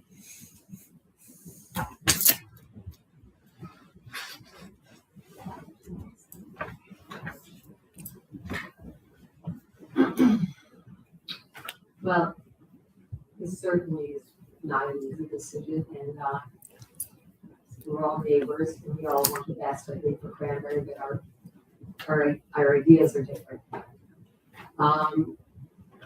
One recommends restoration, and another one reconstruction. The historic easement states that we need to work in consultation with HPC. One of the things that HPC is saying, which we haven't gotten yet, is the information to make a proper decision. And that is the survey. So we're missing information. And if we say yes or no, it's without the proper information. The thing that I do appreciate with HPC is they're looking at this 1860 farmhouse that's been in existence for how long now? A long time. And, just with a strike of a pen, that house could possibly go down. So I think we do need to take our time, and we do need to put in the hours, and we do need to have these discussions. What I do appreciate with HPC is that they're looking at it holistically. They're not just looking at the house, okay? They're looking at it that there's a place for it in the master plan. People have worked endlessly hours, me included, in these master plans. There's a reason why it's put in there. I used to scoff, like when I had to do the trees, like when we were looking at putting in trees, I was like, vistas, just put a tree on that road. I mean, what's so big deal about vistas? Vistas are important for the character of our town. So that vista, the transition from the village to the farmhouse, and that's why this easement is put on this house. It's one of the first farmhouses when you leave the village. It's there. Is it a remake or is it a real, house? I think there's an importance for it to be real. I mean, for it to be, with as much old material as possible. It's listed on the New Jersey Historic Registry. Okay, we had an argument like it's the farm or the house. I got that today for the first time. Thank you for pointing that out. It does add to the character of the historic village and the connection to farming. And then we have on the other side, we hear Mike Britannic and his lawyer. Sorry, I don't know your first name. Okay. And they recommend reconstruction. But to me, as what I hear, there are points in there, this is what I see in there, that it is possible to restore parts of it. And they do suggest ways to restore and to have that structural integrity there. anyway, as I keep saying, we both want you to have a comfortable and safe house. In its current condition, we know this is not attainable. But I do believe, as we've heard, and I don't live in a historic home. I'm not, you guys do. So I had to go, and speak to people, and forgive me if I'm long-winded, but this house has been there a long time, and I just want to respect it. Other people have very low basement ceilings and a partial dirt floor basement and a bowing front foundation wall. They deal with and correct those issues. We don't tear our homes down, and we don't even have a deed restriction. This is from a letter that we received. We have lived here for 40 years and have rebuilt our porches and built-in gutters. That is what people do who live and love these homes in Cranbury. So that's one thing. Another thing is, Congressman Michael Pappas wrote, and this is another email, and I know it's not during public comment, but I'm gonna voice the people who actually work on on historic, they contribute to the historic nature of Cranbury. Michael Pappas, Congressman, in conclusion, the people of Cranbury have made an investment in the future by preserving the past. Not only do they share their history, their landmarks, and their stories, but they share their values. 28 years later, Cranbury residents will spend countless volunteer hours to continue that legacy. I mean, we all went to, I went to the Cranbury tea. That house wouldn't have been there if it wasn't restored. The museum wouldn't be there. One is asking, will you stand up and in a strong voice cast a vote to oppose the ordinance for the demolition of the house? So in a long-winded way, I just really want us to look holistically like HPC does. And it's not just, the tearing, it's the fabric of Cranbury. And that's I think that's where I'm going to end it. So.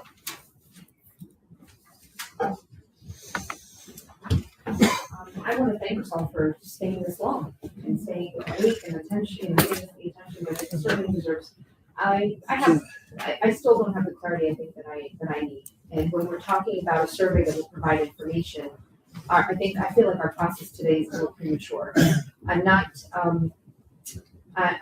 able to make a definitive answer or decision in a matter that I thought that I could make a while ago, and that's because I have given it its time and given it its research. And I want to see that man in a house in Cranbury. I want him to live here and I want him to be happy here. But I cannot ignore the deed restriction. I cannot ignore the fact that we are playing with has the conditions been met or not. And I'm not clear on that space yet either. And so I sit very confused. Thank you.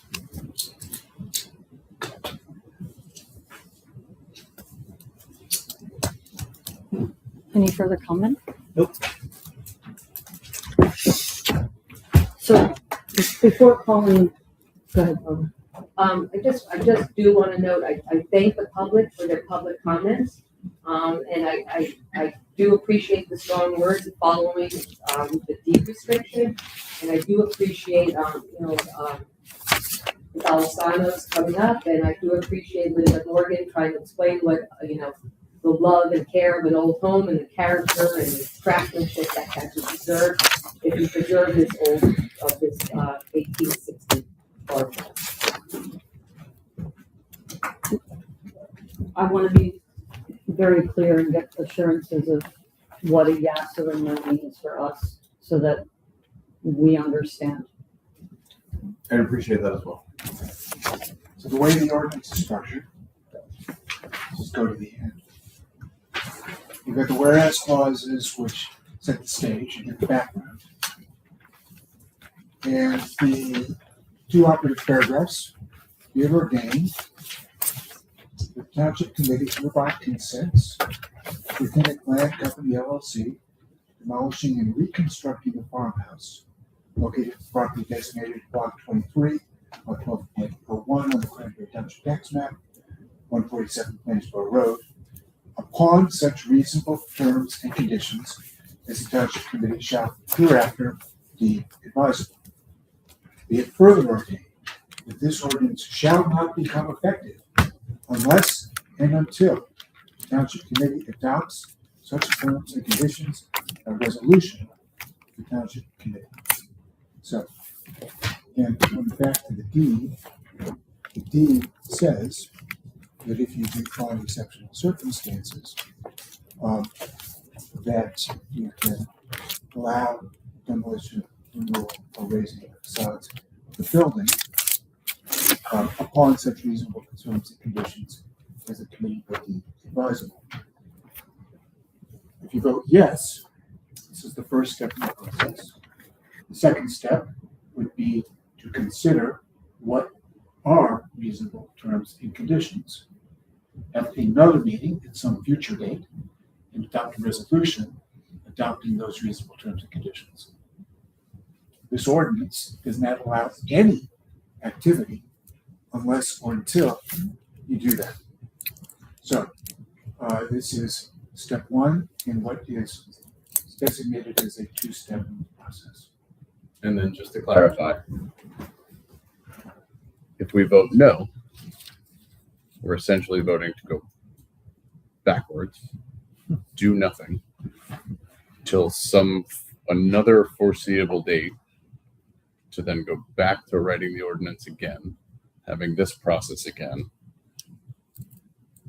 Right. So we're essentially undoing the last meeting. And I presume the homeowner will continue down the path of requesting us, right? Because essentially the request has come through. We can either say yes and continue the process of the request, or we can say no. If we say no, essentially we stop until the homeowner takes another step and either asks us to do the exact same thing again or takes legal action. Those are the only essentially three paths that I can see. If you say no, it stops the process. Right. Okay. And to confirm, yes means we proceed with taking action. Yes. Yeah. Yes means we move forward to define the terms and conditions. As an example, I'm just playing this out. Our first term and condition that we want met is a fully executed survey of the inventory of the exterior facade of the property. Yes. And when we receive that survey, I would assume that that would then help us determine next steps in terms of further terms and conditions. Is that a fair thing to say? I want to make sure that I understand that by voting yes, I'm in favor of getting more information. So like Aman, I'm less confused, right? You control the process. Right. You control the process. There are terms and conditions which are going to be acceptable to you. So that whatever happens, whichever the R's happens, but it is done in a way that you find acceptable. And that process can be iterative. Surveys first, we receive the survey, then lay down more terms and conditions, etc. Thank you. You control the process. What I disagree with is you're saying that we're doing nothing if we vote no. No. And that's okay. We can disagree. I know, the deed is there and it says if you restore the house according to the standard, that's the deed. So, I mean, there is action in that deed on how to take action. I disagree. Maybe Steve, you can opine on that. Like, if there is a vote for no, what does that mean for this deed? What is going to be enforced on this deed? The status quo. If you say no, the status quo exists, and you could decide at some point if you want to enforce the terms of the easement. If you feel that it's not being enforced, there is paragraph G requires a court order to require some kind of fixing of the facade. So that's another action, but that's an action that you would have to take sometime in the future if you need that was, you know, the proper way to spend local resources. If don't take action on the ordinance, and we ask for a survey, et cetera, and then revisit this ordinance, is that possible action too? It's a possible action. If this, voting no kills this ordinance. If you're saying you want to reintroduce the ordinance at another date, With that's additional discussion. information That's that we're discussion missing. among you five. But It voting seems- no stops this particular process. And anything future would have to be. So that is a possibility, John, I'm sorry. That's a possibility that we need to kind of flush out and discuss. Your microphone. Oh, I'm so sorry. Thank you. That is a path that we need to legitimately discuss. That if we vote no, and we need the property owner to understand that a path forward, and not litigation, hopefully, and not a do nothing strategy, or going back to the status quo, is just not in anybody's best interest. That just is what's been done for 21 years now, right? If we vote no with an explicit plan that we want this survey done in order to reintroduce the ordinance next year, that is a viable option, or one that we should be discussing, or you say yay or yes or no to that. I'm not looking for applause. I'm looking for feedback from the township committee. We're missing information is where I feel to make a problem. So just kind of flush through that no with yes. He's asking to. Yeah, I would ask for permission to speak right now, just for a little bit of clarification for what we're voting on, but I understand you closed public comment, but I am the attorney of record, so I will leave that decision up to you. If you say no, This is for the township. This is discussion among the township committee. okay, fully understand. Is there any opportunity for the applicant at this point and HPC to communicate to also educate themselves on what their options are as this survey becomes part of the information that we have? I'll be perfectly frank. My goal here is to have us take action. Yeah. No is going to make this process drag out longer and longer. If we vote yes, and a survey is the first step in the process, and it forces the homeowner and HBC and this TC to take action in the near term, then everybody gets a resolution of this issue sooner. If we vote no, it's going to drag. I can see it already. Yeah. You know what though, I feel like It's we fine. can avoid this because if we had a work session or something like that before this, it would have. We had a work session in April. No, that was an introduction. That was an introduction. It was 4 hours. How many work sessions do we And need? 4 hours, it takes 8 hours, however many hours it takes to flesh out an application and bring out a resolution, I think that's what we were elected to do. And so for me, I sit here and I say to myself, I think I would like to be able to process this in a work session so that it isn't, I feel like I have a gun to my head here. I do. You don't. You don't.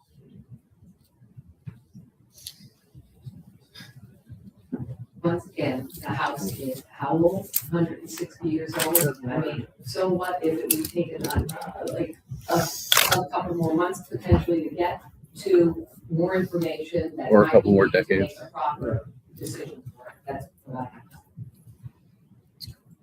I look at the yes in, again, that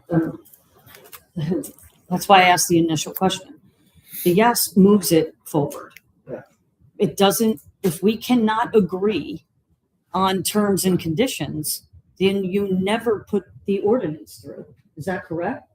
Right. So- The ordinance is not effective unless or until there are terms and conditions. And if- Still a no. It's almost a no. It is, that's what I'm saying. It's almost, it's not a no. moving the ball forward. It's a yes, but to figure out if there are terms and conditions. And I understand HPC's perspective of, it's hard for me to think about a terms and conditions when we're against what you're saying yes to. But they at least put in the work of saying, yeah, first and foremost, get a survey done. Get something that actually we can do, which again, I'm with Rob on this. I don't really feel I've learned a ton more. I've read it all like 3 times, and I've done the work of reading all of this material and listening to what everyone's saying. And I also believe that if I'm hopeful that the parties who are listening to us speak today, who understand that we're doing this in an effort to do it right, could prevent us from some level of future litigation as fiduciary responsibilities in this town. And if the terms and conditions that we set forth with continue to be collaborative between HPC and the property owner, where again, we've said, if you can take it all the way down to the studs, and if that is something that we say is okay, and the property owner understands why that's okay, then that's a starting place for us to build up those terms and conditions. Now, however long that takes, I agree with you. We don't have a gun to our head in how long we have to come up with terms and conditions that we can potentially look at making a compromise. I mean, reasonable timeline, right? You know, I mean, I'm not saying that we put a deadline on that today. I don't know how long a survey takes, but if we're saying that it's mandated that we get a survey as a starting point, that takes as long as it takes. Yep. And if we right out of the gate have a property owner that's refusing to do the survey, we haven't lost anything. We're done. We don't move the ordinance forward and we don't do it. So Mayor, can you correct me if I'm wrong? The idea of taking a house down to its studs is in the spirit of restoration, which means that we are not at this point demolishing by neglect. Right, so that's why, how can you vote yes if the survey says this can be restored? But I don't know what the survey says. That's what I'm saying. We don't have a survey. We vote no. That what I'm saying is, if we do a survey, I'm not saying forcing the property owner. We're giving the property owner the ability to start to work on our terms and conditions. In order to create those terms and conditions, we're asking for a survey. It's our first term. It's our first condition. The survey isn't to determine if it can be restored. The survey is to determine the period of restoration. And to take and document the exterior of the home. The current condition of the facade of the home. But it's not to determine if it can be restored. With the knowledge that it will be raised. That is what we're No, voting it for. cannot be raised until we raised. take further Right, action. but the ordinance is allowing it to be demolished. Right, that's what we're saying. But there will be If you say yes, it will be demolished. No. That's not how I'm reading it. Steve, we need help, because I'm saying that if you say yes, your next part of this process is to come up with terms and conditions. And only when we agree on those terms and conditions as a TC, you have to put in the resolution. Only and when. But if you're voting yes to demolish it, you're voting yes, right, to demolish it. You're voting Well, no. to demolish Hold on. it. Let him answer. Only upon terms and conditions. Right, So- upon those terms and conditions, correct. So you have to come up with the terms and conditions. In order to demolish it. Which is the next step. No, and not to demolish it. It's to lift the deed restriction. We're not voting to demolish anything. We're voting to lift the deed restriction. But you have to vote on it. This ordinance, what's, can you read the title of the ordinance again, please? We're talking An ordinance granting consent to owner of property located To raise and reconstruct the farmhouse building. That's what we would be voting on. upon such reasonable terms and conditions. Right. You can't just read headlines. That's how we get into trouble in the Building world. located thereupon such reasonable terms and conditions. So we have to create the terms and conditions to raise and reconstruct. And I would have felt more comfortable if we had the terms and conditions available, because I think she did a lot of work, I did a lot of work, we've done a lot of work, we didn't just read a headline. I didn't show up here just reading a headline. I didn't just read this headline, so don't put that on me. we have to take some action. Well- I don't Let's take it. feel, I don't feel personally that I am prepared to raise and reconstruct a farmhouse. I don't feel personally that I am there. Someone has to make a motion, second, and take a vote. Yeah, we need, you have to tell me when we get to roll call. That's it. You can't explain your vote when we get to a vote. No, because Barbara's talking about something that was mentioned just as, to me at least, just as the meeting started, that we could decide to reintroduce this at a later date. And maybe at that later date, we would have these conditions solid, so that we are not sitting here saying if and what, but whatever, all this stuff. Or that particular survey that we're saying we can't then go do the rest of the terms and conditions. Then you have to have 3 no's and then they can reintroduce next year. So it has to be a no in order to be reintroduced, Yeah. which is different. Which than- is different than It's different than what was suggested. Yes, yes. It's very different. You don't get a motion. I mean, This could just die without a motion. but again, It's already been here's my Mike. challenge with it. Mike. Your microphone. I think you said Mike. I know, I'm like, who's Mike? Who's Mike? It's late. So I was tired.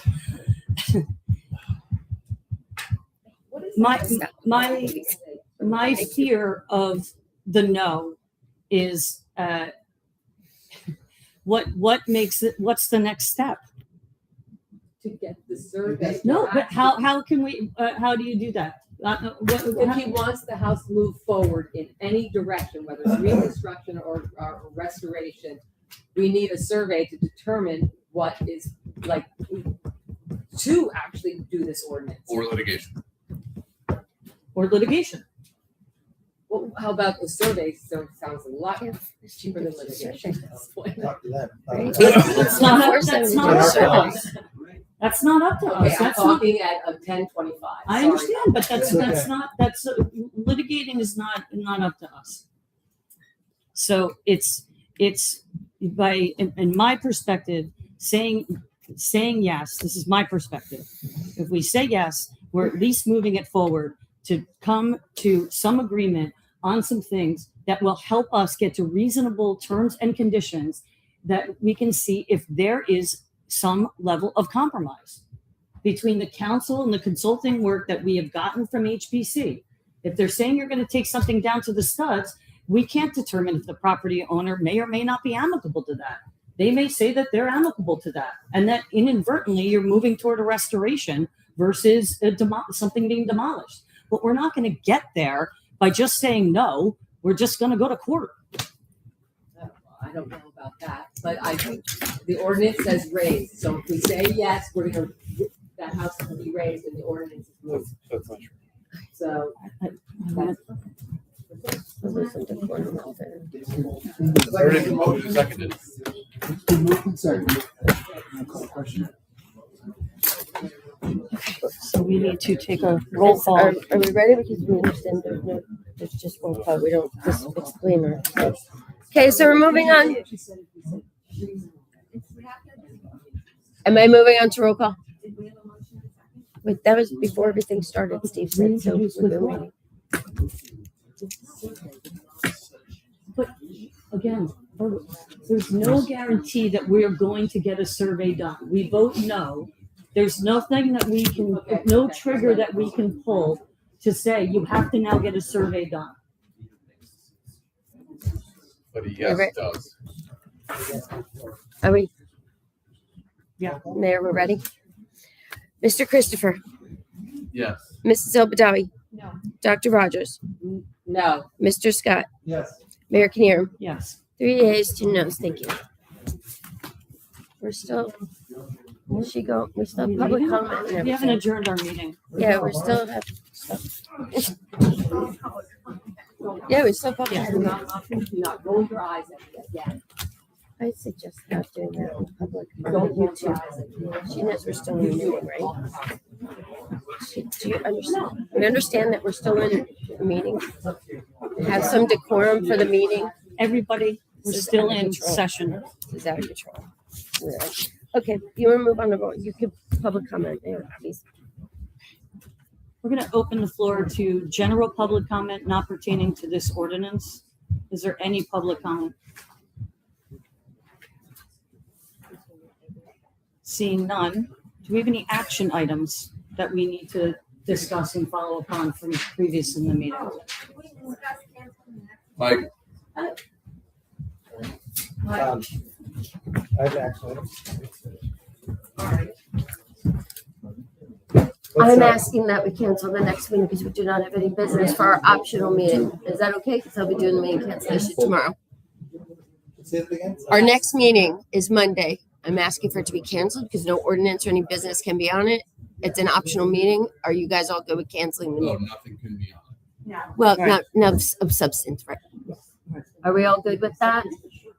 Yes. Yes, thank you. We have too many on?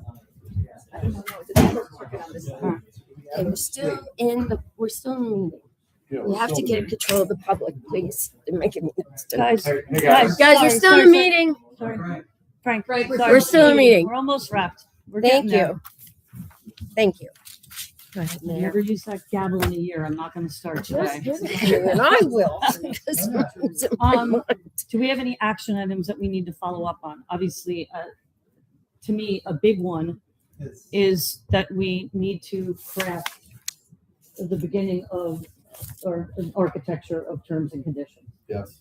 Does that accurately describe that? Absolutely. Okay. Do we have anything else from anything previously discussed tonight for follow-up?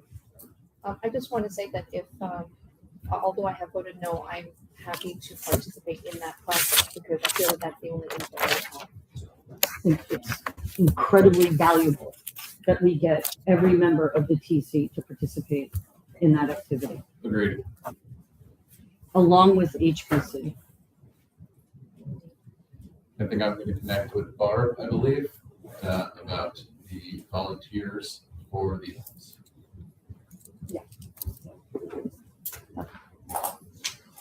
And let's not forget that we have holidays ahead of us, so happy holidays, everybody. Happy holidays.